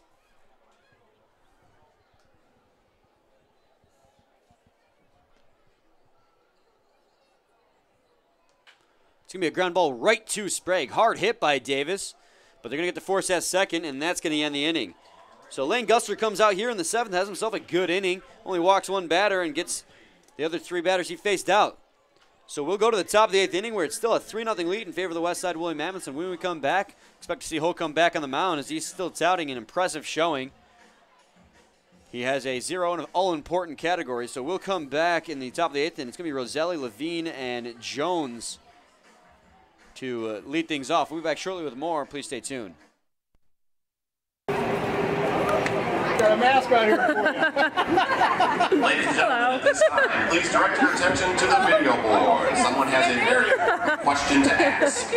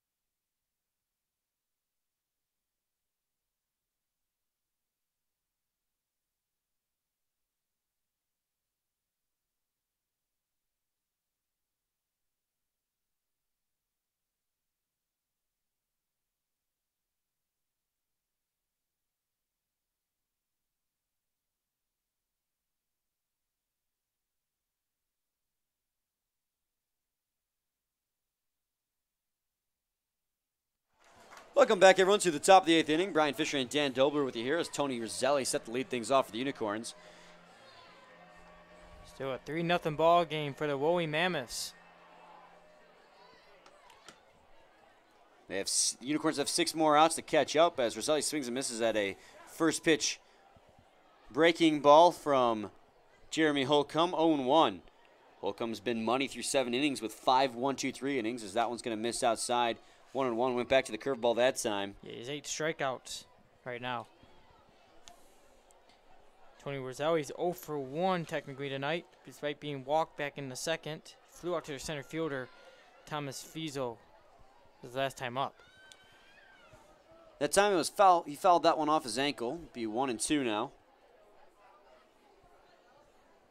It's a shame. He's only batting 196, but he's been making good contact on a lot of the pitches as he swings and misses at that one. Oh, strikeout number 9. Yeah, does not make contact on that one, however, but Jeremy Holcomb's been a force to be reckoned with.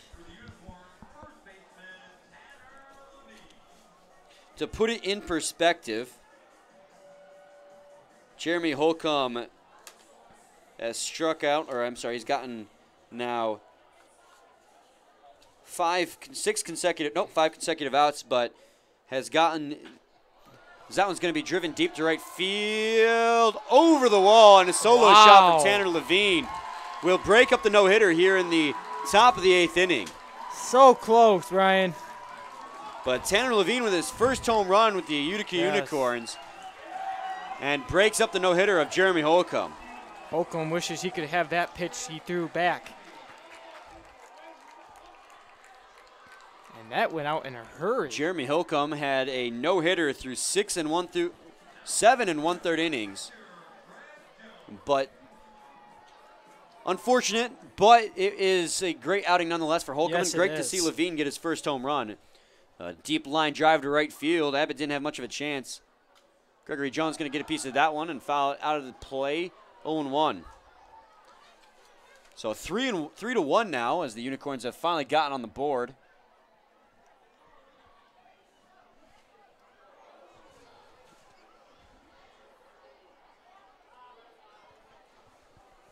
That one looks like it went off the umpire. Be 1-1. Man, that ball that Tanner Levine took out. Crushed it. Yes. Yeah, line drive home run. If you looked, Abbott actually slipped out there in right field, and I thought that was going to be the cause of the no-hitter breaking, but ended up making it over the wall. Yeah, over that 320 mark. I'd say that was probably about 330, 340 out where it actually went over. because it's the right field foul pole that's at 320. Yep, he took a couple bounces onto the hill. The fans over there who are out there got a lucky baseball. 1-1 pitch going to be outside. 2-1 now.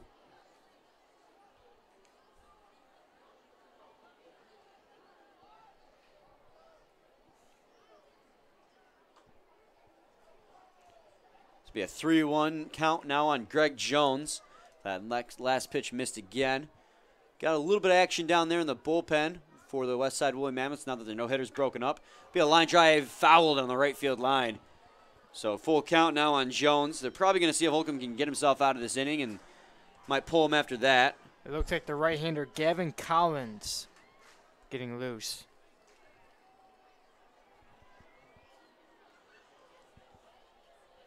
Here comes the 3-2 pitch, and that's going to be a ball outside.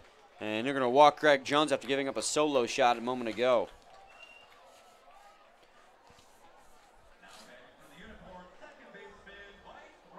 So with one out, there's one man on here for Mike Rampone. Reached on an error his last time up, advancing to first base before being thrown out at second, trying to steal. And of course, he has his walk-up music is the Lion King. And we talked to him about it already, and of course, Yoenis Cespedes, that's his walk-up song in the majors. And here comes manager Shane McKay, just to calm Holcomb down a little bit.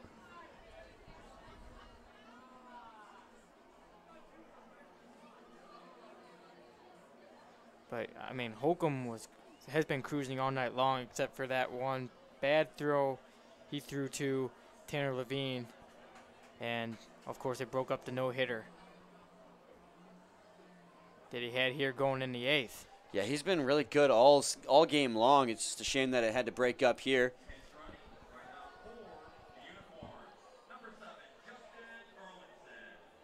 We have a pinch runner over there at first. It's Justin Erlinson for the Unicorns. He's pinch running down there at first base.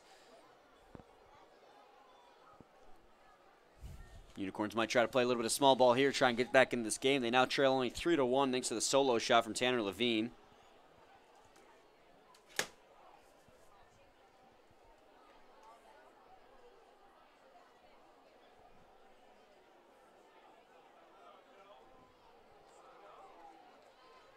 That one's going to be a strike 1-2 now on Mike Rampone.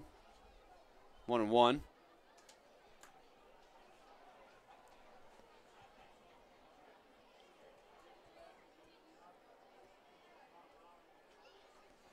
One's going to be outside. 2-1 now. If you're just tuning in, the Mammoths got out to an early 1-0 lead back in the second inning when Jalen Lawson had an RBI single to left field. That scored Ethan Whisker. They extended the lead to 3-0 in the 6th after RBIs from Hamner and Ethan Whisker. And then just here moments ago, Tanner Levine hit a solo shot deep to right field to make it 3-1. Finally bringing the Unicorns on the board. That was his first home run with the Unicorns. It's 3-1 now on Rampone. Erlinson's over there at second now due to the pass ball.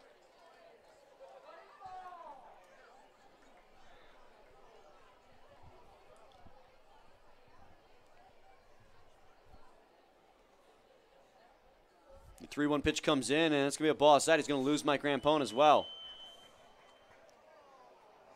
Or not, as they're going to call that one a strike and make it 3-2.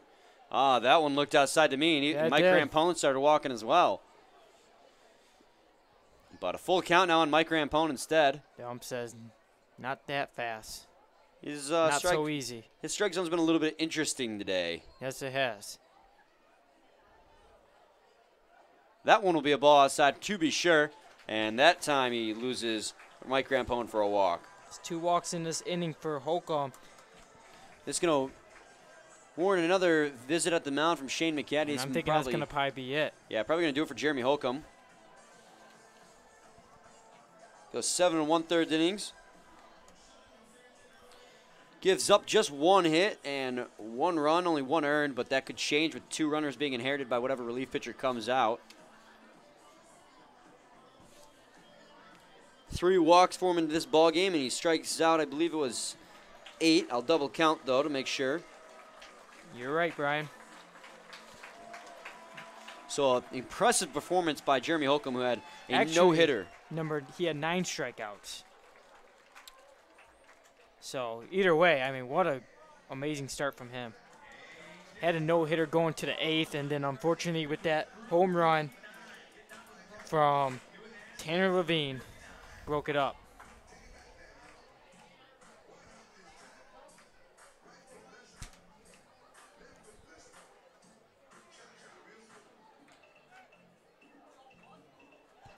And we're going to have on the mound, it's going to be Gavin Collins, the right-hander.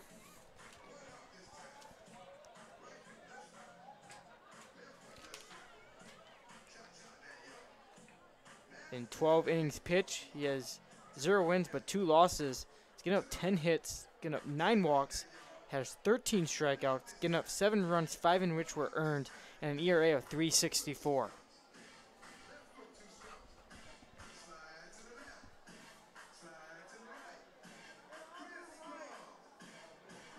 Gavin Collins from Campe Verde, Arizona.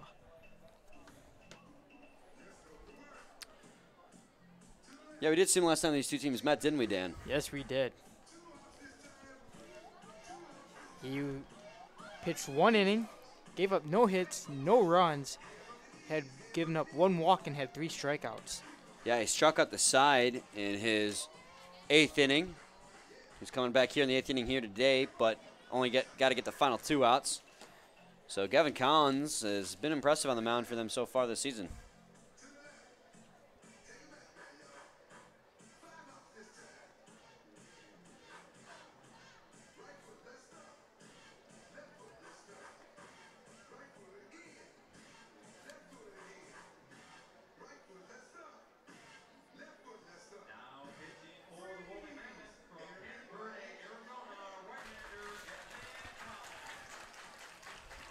Still only 1 out, 2 men on for the Unicorns, and it's a 3-1 ball game. Yeah, Spencer Ibarra will stand in now, and he'll try to bring another runner home to score to cut down this lead even further. But unfortunately for him, he struck out twice so far this ball game, but he's going to face a new pitcher. Let's see if they can change that luck around. Third baseman Kent Blackstone is playing shallow in case of a bunt attempt. It's going to be a ball high, 1-0.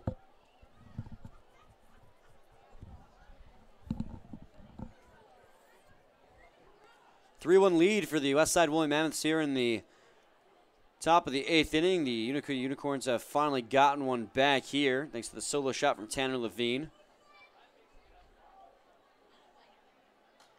Be a foul ball into the netting behind home plate, 1-1.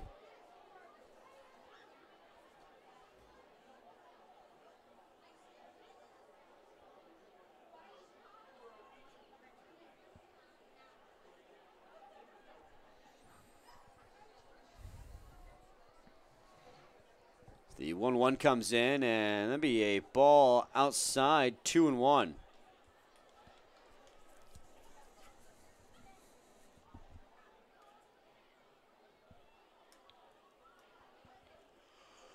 Ibarra struck out both times this evening.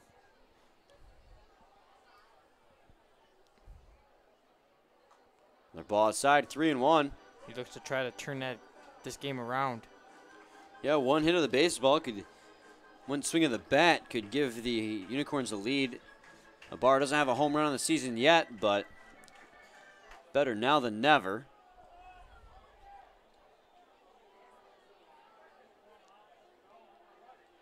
As the 3-1 comes in, he's going to drive that one high in the air. He breaks his bat on that one as well. Coming in as Blackstone into foul territory will make the catch, and that's going to hold the runners. So Ibarra on a broken bat will foul out.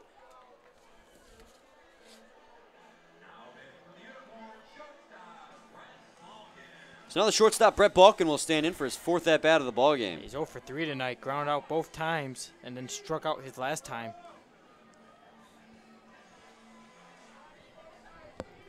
He's got runners at first and second here. He's only got a total of 11 RBIs in the season. Being a leadoff hitter, doesn't get that many opportunities to do it. But let's see if he can Yeah, he has a add on perfect to chance, that. Yep. He's hitting 315 this season for the Unicorns. 39 hits. First pitch to Balkin's going to be a strike, 0-1. Maybe the stash will wake up and do some magic here.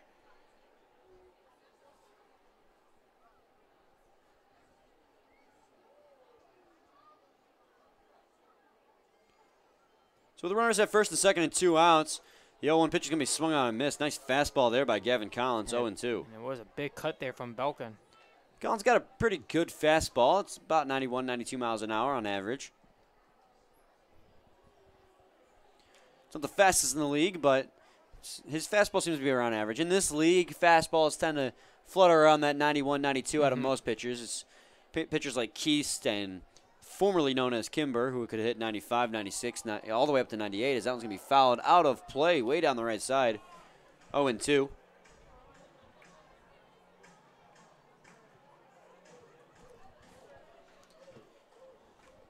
Now the William Mammoths closer, Joe Sharon, begins to warm up. If they can get this final out here and get Brett Balkin, they'll just have to get 3 more outs to win this ball game. The 0-2 pitch comes in. Another foul into the netting from Balkin. Fighting off that pitch to protect the plate and stay alive. But like they say, Brian, it ain't over till the fat lady starts singing, right? Yes, sir. That is the analogy.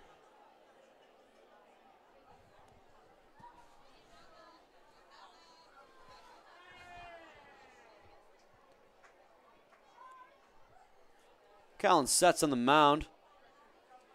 Here comes the 0-2. It's going to be a ball high, 1-2. Brett Balkin. Yeah, almost got him to chase there. Yeah, he thought about it for a second, but pulled his bat back.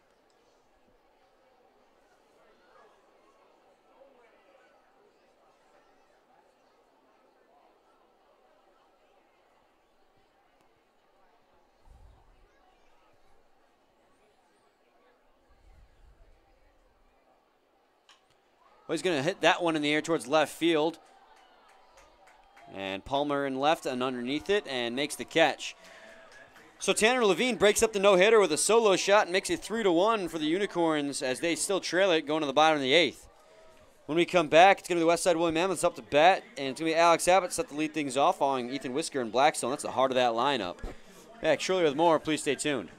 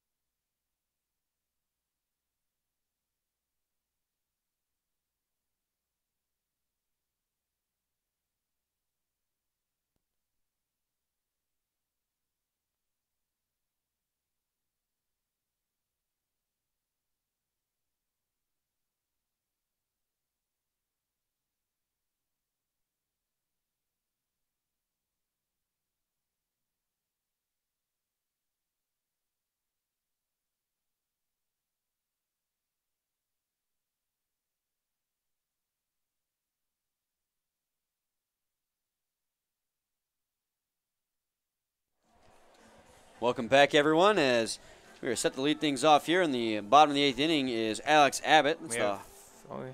Go ahead. Oh, I was going to mention, yeah, we have a new pitcher on the mound for the Unicorns, and it's Chris Dula. Yeah, Gussler did a good inning. He walked one batter and then got the other 3 batters out, giving up no hits in the process. Didn't strike out anyone, but that doesn't hurt nothing. Important thing is he didn't give up any runs, as the first pitch to Abbott is going to be a ball high, 1-0. Chris Dula on the mound, like you said. Dan, what's his stats look like? All right, and just, it looks like 2 innings pitch he has so far this season. 1 hit, he's given up 3 walks, has 1 strikeout, only give up 1 run, which was earned, and an ERA of 4.50. That was going to be a strike on the outer third of the plate, 1-1. Yeah, he actually joined the league a couple weeks ago, but he was working through mechanical issues for quite some time before he was allowed to get a pitching performance in. He was with the Rangers organization for quite a long time. Had a good few seasons, but ran into some mechanical issues, and that's why he got cut. But before he even, as that's going to be a ball inside, 2-1. Excuse me. Before he even...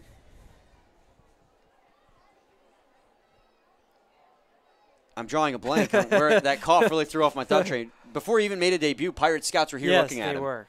And, I mean, it's just his mechanical issues he's been having, and he's been working on it with our great guy, Justin Ordoff. So, let's see if it pays out. But, man, he does have a great fastball we've seen from him. As the 3-1 comes in, that's going to be a ball high and away, and that'll lead to a walk.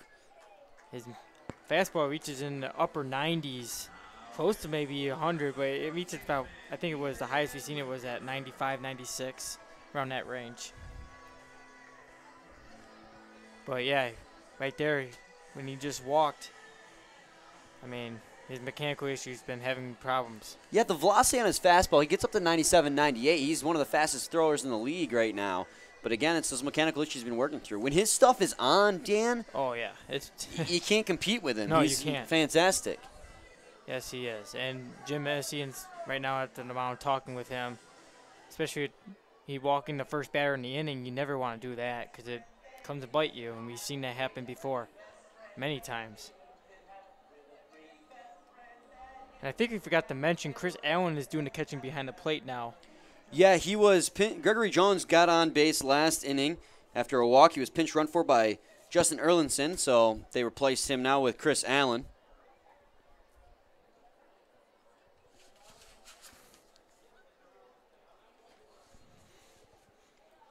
It's going to be a ball inside, 1-0 now to Ethan Whisker. Nice 93-mile-an-hour fastball, but Whisker wouldn't bite at the ball in the hands. We're at first base right now, bottom of the 8th inning.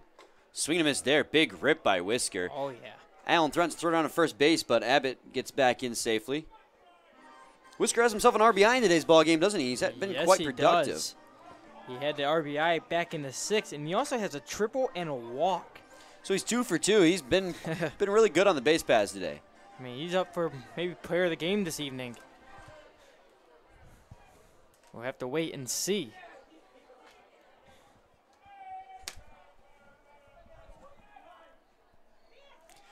Breaking for second base is Alex Abbott, and it's going to be a bad throw in. It's going to trickle into the outfield. Alex Abbott's going to stay at second, though.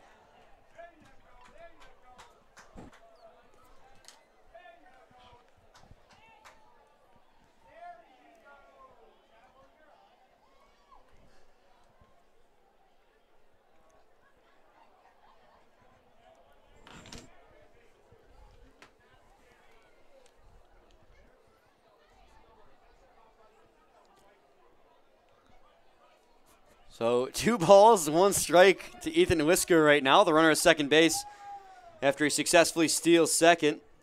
Alex Abbott does, that is. So an opportunity now for the Westside William Mammoths to get that run back. They lost in the top half of the inning.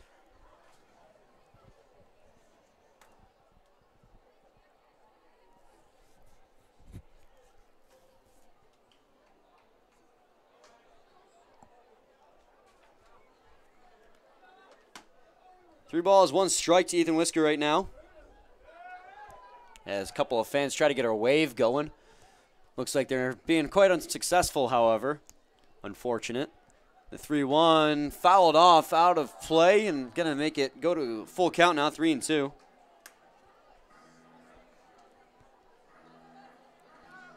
I mean, if you're the one that starts to rave and you see it actually go, I mean, that's got to be amazing feeling. But anyways, yeah. Ethan Whisker battling it here with Chris Dula. Ooh. He's going to swing and miss at a fastball from Dula. Dula going back to his specialty. And there was no way Ethan Whisker can catch up to that one.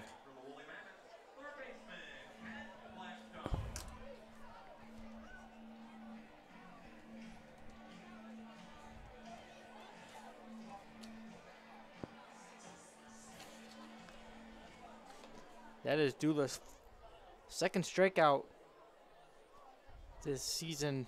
Well, to start, because he just got here like a week ago here in the USPBL. It's made a ball high and inside, 1-0. But it's his first strikeout after coming in for Lane Gushler. Like I said, Dan, he's got great stuff. He's got a runner at second base right now, and it's just if his can manage to find the strike zone, that's going to be a wild pitch there as Jones tried to get up before the pitch even got to him and trying to make the throw down to first base, but unfortunately. Abbott over there at third. So Abbott steals third base and puts himself in great scoring position.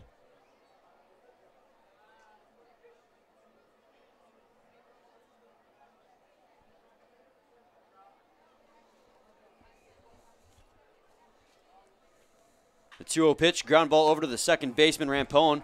Nice stop there, an easy throw down to first. That's going to keep Abbott at third base as well. So Dula might get himself out of his troublesome situation here in the bottom half of the 8th inning.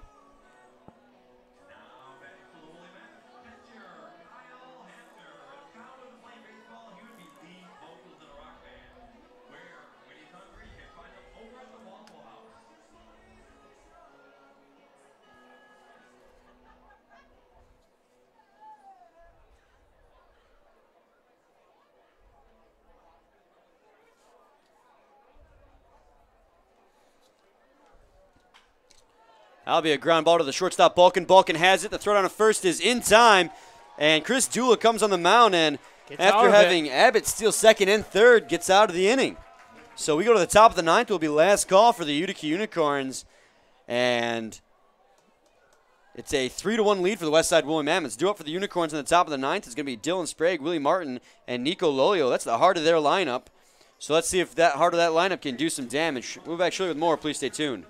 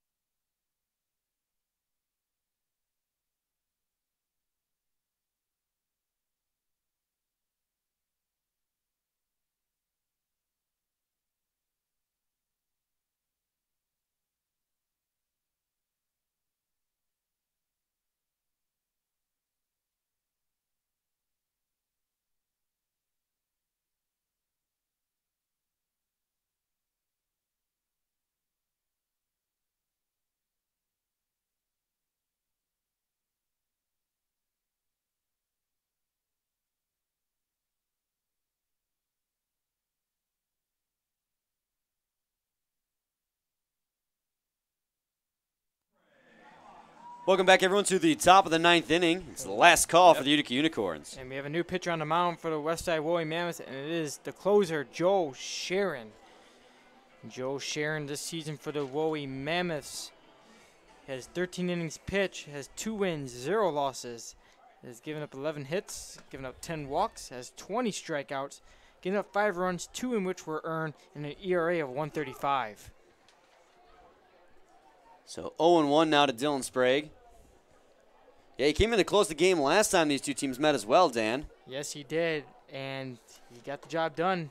Gave up no runs and only gave up 1 hit and had 2 strikeouts.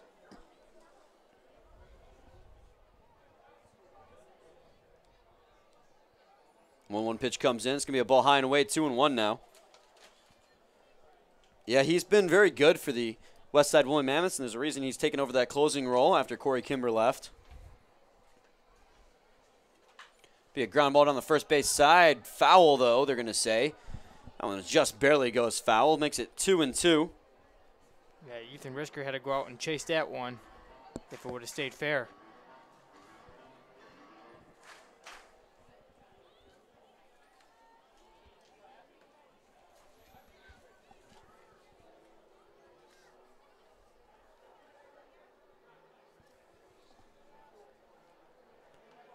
Two-two pitch is going to be a ball low, 3-2. It's going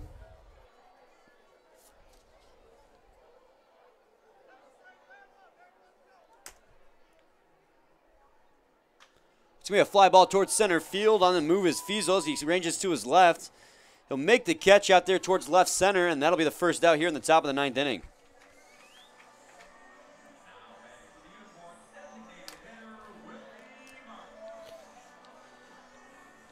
There's Willie Martin, the designated hitter this evening for the Unicorns. He's 0 for 3 tonight. Struck out his first time, and then grounded out the last 2 times.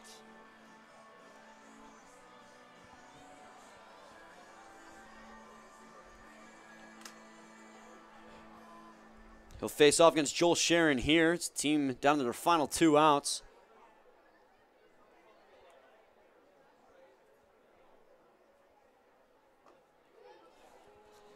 Be a check swing there from Willie Martin, 0-1.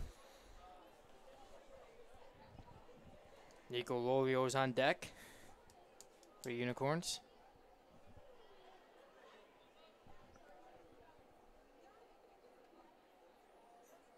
A 1 pitch is going to be a ball outside, 1-1.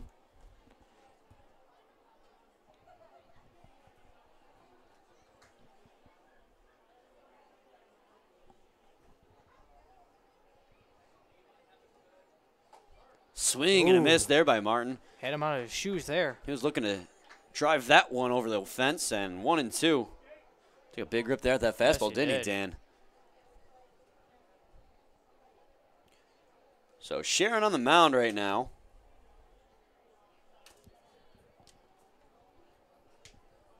One-two pitch is going to be a ball low, making it 2-2.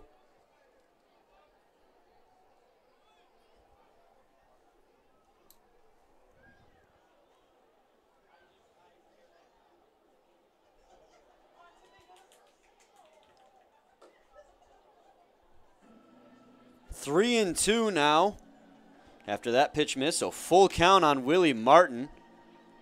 For all you Tigers fans out there, Tigers are losing 7-4 right now to the Twins. I could have lived without knowing that. Makes me sad. And he's going to lose Willie Martin on a full count walk. Yeah, they're in the 8th inning right now. So that'll put a man on. The tying runner, or the tying run is coming to the plate, and that's Nico Lolio. And assuming they don't make him bunt, no, like they have before in the 9th inning, this could be his moment. He is came in clutch situations before like this. Dangerous situation, top of the 9th inning. He's second in the league in RBIs right now for a reason. We've seen a grand slam from him, a walk-off hit. I mean, you name it. 1 ball, no strike. First pitch missed outside. Nico Lolio is going to wait for the perfect pitch, and that's going to be a ball high, 2-0. It's going to get a meeting at the mound from Hamner. Those are back-to-back pitchers Joe Sharon has pitched out of the zone. Well, he's going to want to be careful with Nico Lolio, and I think part of that is Hamner telling him as well. Lolio, who's only batting .228 on the season, not a spectacular batting average. No. But he's had several walk-offs. A walk-off solo shot, walk-off sacrifice, sac fly, and we've seen him hit a pinch hit grand slam as well. He has 6 home runs and 29 RBIs, Brian. Yeah, the league leader in home runs as he swings for the fences on that one. 2-1 after he swings and misses. Lead leaguer in home runs is at 8 right now, at least active leaders. Jellikowski still technically leads the league despite being signed to the Twins at 9 home runs. So he's just great. His OPS is great. On base percentage, his slugging percentage, 3-1. Although he might not need to swing the bat because they're threatening to walk him here. Loyal's going to call for time as he resets. He takes a breather as well.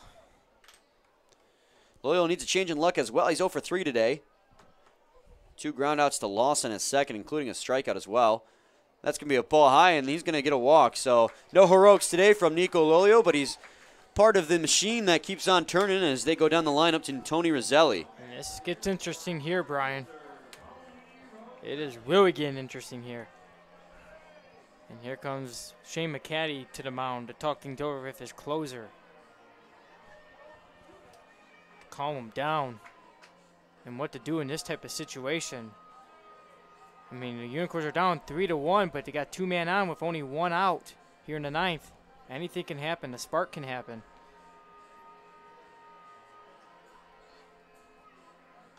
We've seen the Unicorns come back before. I remember that, of course, earlier in the season with that long game. Yeah, the Unicorns definitely persevere. They don't give up in the 9th despite being down. That's just now 2 walks in this inning for Joe Sharon. Not what Shane McCaddy wanted from his closer.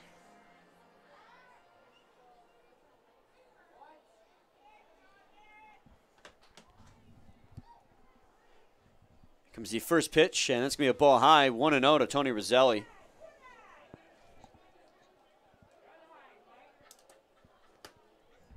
Tony Roselli's 0 for 2 despite being walked this evening. That was back in the 2nd. Flew out his 2nd at bat to the center fielder, Thomas Fizo, and then struck out. The 1-1 pitch swung on a miss there by Roselli. Good fastball location there from Joel Sharon. 1-2. Double play could end the ball game, and that's what the Mammoths are hoping for as they're playing double play depth here in the infield.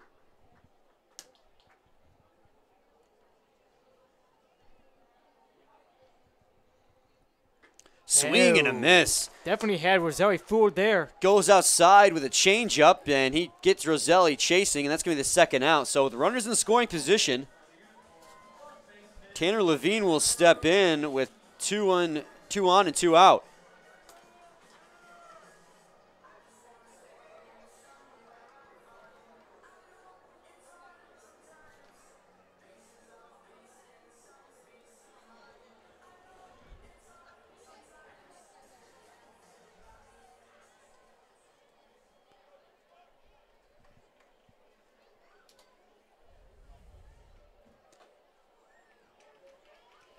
First pitch outside is, first pitch is actually going to be a call to strike. It looked outside to me, but 0-1 now on Tanner Levine. Tanner Levine is hot today. He's got a solo shot back in the 8th inning, and that's the only hit for the Unicorns today.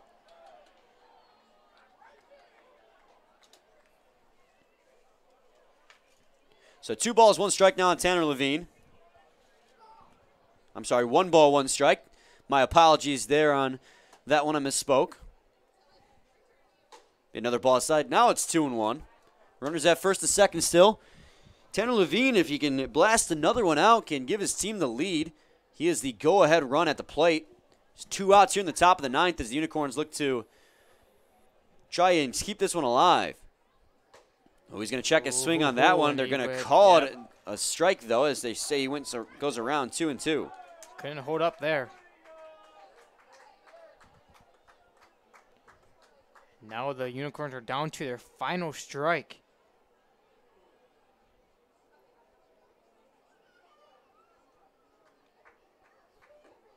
And they're going to get him. And it's going to be a called strike 3 on Tanner Levine to end the ball game. So the Westside Woolly Mammoths win 3-1 here.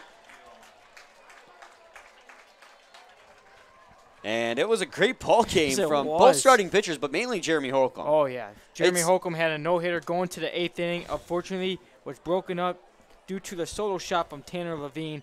But, you know, the Unicorns did not give up at all in this inning. They got 2 runners on, and, of course, they ended up short, but they did not give up. Yeah, it was a great ball game. And like you said, the Unicorns didn't give up in the 9th inning, but unfortunately we're not able to make the comeback. Last 2 batters striking out. And it's going to make it a 3-1 victory for the Westside Woolly Mammoths, and we're going to go to a short break. And when we come back, we're going to break down the post-game recap, give you our players of the game, and let you know what's going on tomorrow at 7:05 p.m. So, be back shortly with more. Please stay tuned.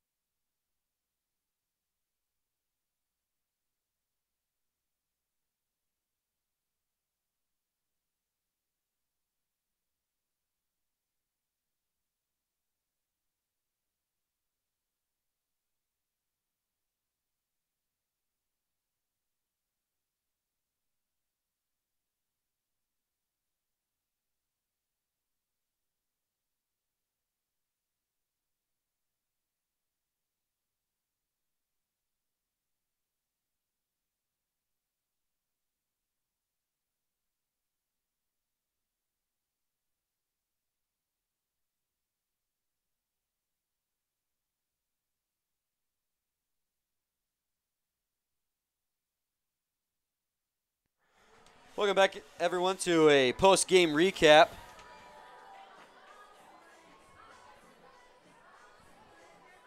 The Mammoths take down the Unicorns 3-1 in this ball game. And that was on the back of RBIs in different innings from the Mammoths.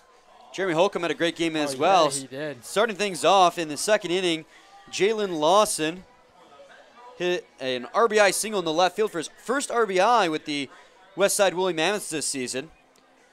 And that put the Mammoths on the board 1-0. Then in the 6th inning, they got on 2 more runs. Ethan Whisker hit for an RBI single, and that ended up being the deciding run. Hamner after him with an RBI single as well, made it 3-0. Then finally in the 7th inning, Tanner Levine with his first home run of the Utica Unicorns breaks up Jeremy Holcomb's no-hitter, making it 3-1. However, Joel Sharon would come in the 9th and shut things down.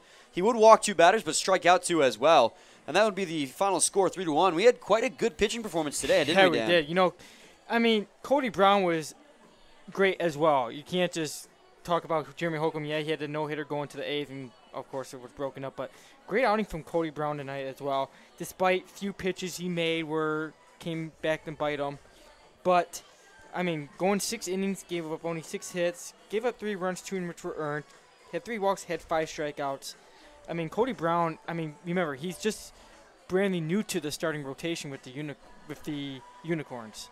So, yeah, Cody Brown, who coming in today had 4 starts on the season and 7 of his appearances in 6 innings, 6 hits, 3 runs, only 2 of which were earned, 3 walks and 5 strikeouts. He was very good on the mound. Yes, he was. Unfortunately, he was a little bit overshadowed by the force on the mound. That was Jeremy Holcomb. Yeah, Jeremy Holcomb. I mean, talk about him. Yes. Go ahead. That's all I you, mean, buddy. No, that's you. You go ahead. I do you the favors tonight. All right, Jeremy Holcomb with 7 1/3 innings pitched with 1 hit, 1 run only, which was earned, 3 walks and 9 strikeouts. He had that no-hitter going until the 8th inning, like I said, and then it was that solo shot from Tanner Levine that ended up ultimately breaking it up. And just overshadowed Cody Brown a little bit, but they both had stellar pitching performances on the mound today. Relief pitching for both teams was pretty solid. Duel ran into a little bit of trouble in the top of the bottom of the 8th inning, but was able to get himself out of it. He had Alex Abbott at third base after he stole second and third, and was able to get himself out of it, working through his mechanical issues. But other than that, the relief pitching was solid as well. Yes, it was. And it was a great ball game all around. Obviously, we had, weather a little bit got in the way. I mean, we had a rain delay, like a very short rain delay here. But luckily, it pushed away. We were able to get this ball game in tonight. And, I mean, the crowd stick around, and now they're going to stick around for the spectacular fireworks. Yeah. So it's going to be amazing to see. But, Brian, who can go for your player of the game? I'm going to go with Ethan Whisker of the Westside Woolly Mammoths. He went 2 for 3 today. Yes. He had a walk, a triple, and a base hit. And the base hit drove in a run. And so he had an RBI as well. So he had a pretty stellar performance offensively. I'm going to go with him as well. Now, of course, our pitcher of the game would, look at it. It's got to be Jeremy Holcomb. It has to be. 7 1/3 inning pitched, 1 hit. In fact, I believe as a team they 1-hit the Utica Unicorns all day today. Yep. So that's gonna be it really. Here at Jimmy John's Field, what's on the menu for tomorrow? We have the Utica Unicorns taking on the Eastside Diamond Hoppers, and these two teams slug it out every time they face each other. And first pitch is at 7:05. It is also WYCD Country Music Night here at the ballpark. Also, family camp out. Should I come with the plaid shirt and the hunting boots again like I did last time? Yes, you should. I'm gonna remember. I'm gonna try to remember to bring my stuff this time around. So. Yeah, you're the guy I was expecting for sure. You're the guy who went to faster horses. Yeah, I went that weekend, and all my clothes were getting washed, so I'll have something planned for tomorrow. I'll probably wear a flannel, But anyways, guys, that's going to be it here at Jimmy John's Field. Brian Fisher and Dan Dobler. And, again, the game tomorrow is at 7:05. We'll be on air at 6:50. Again, the final score was Mammoths 3, Unicorns 1. So we'll be back shortly with more, or we'll be back tomorrow with more. Yes. We'll stay on the stream is what I was trying to say for the fireworks. So stay tuned for that, and thank you all for listening.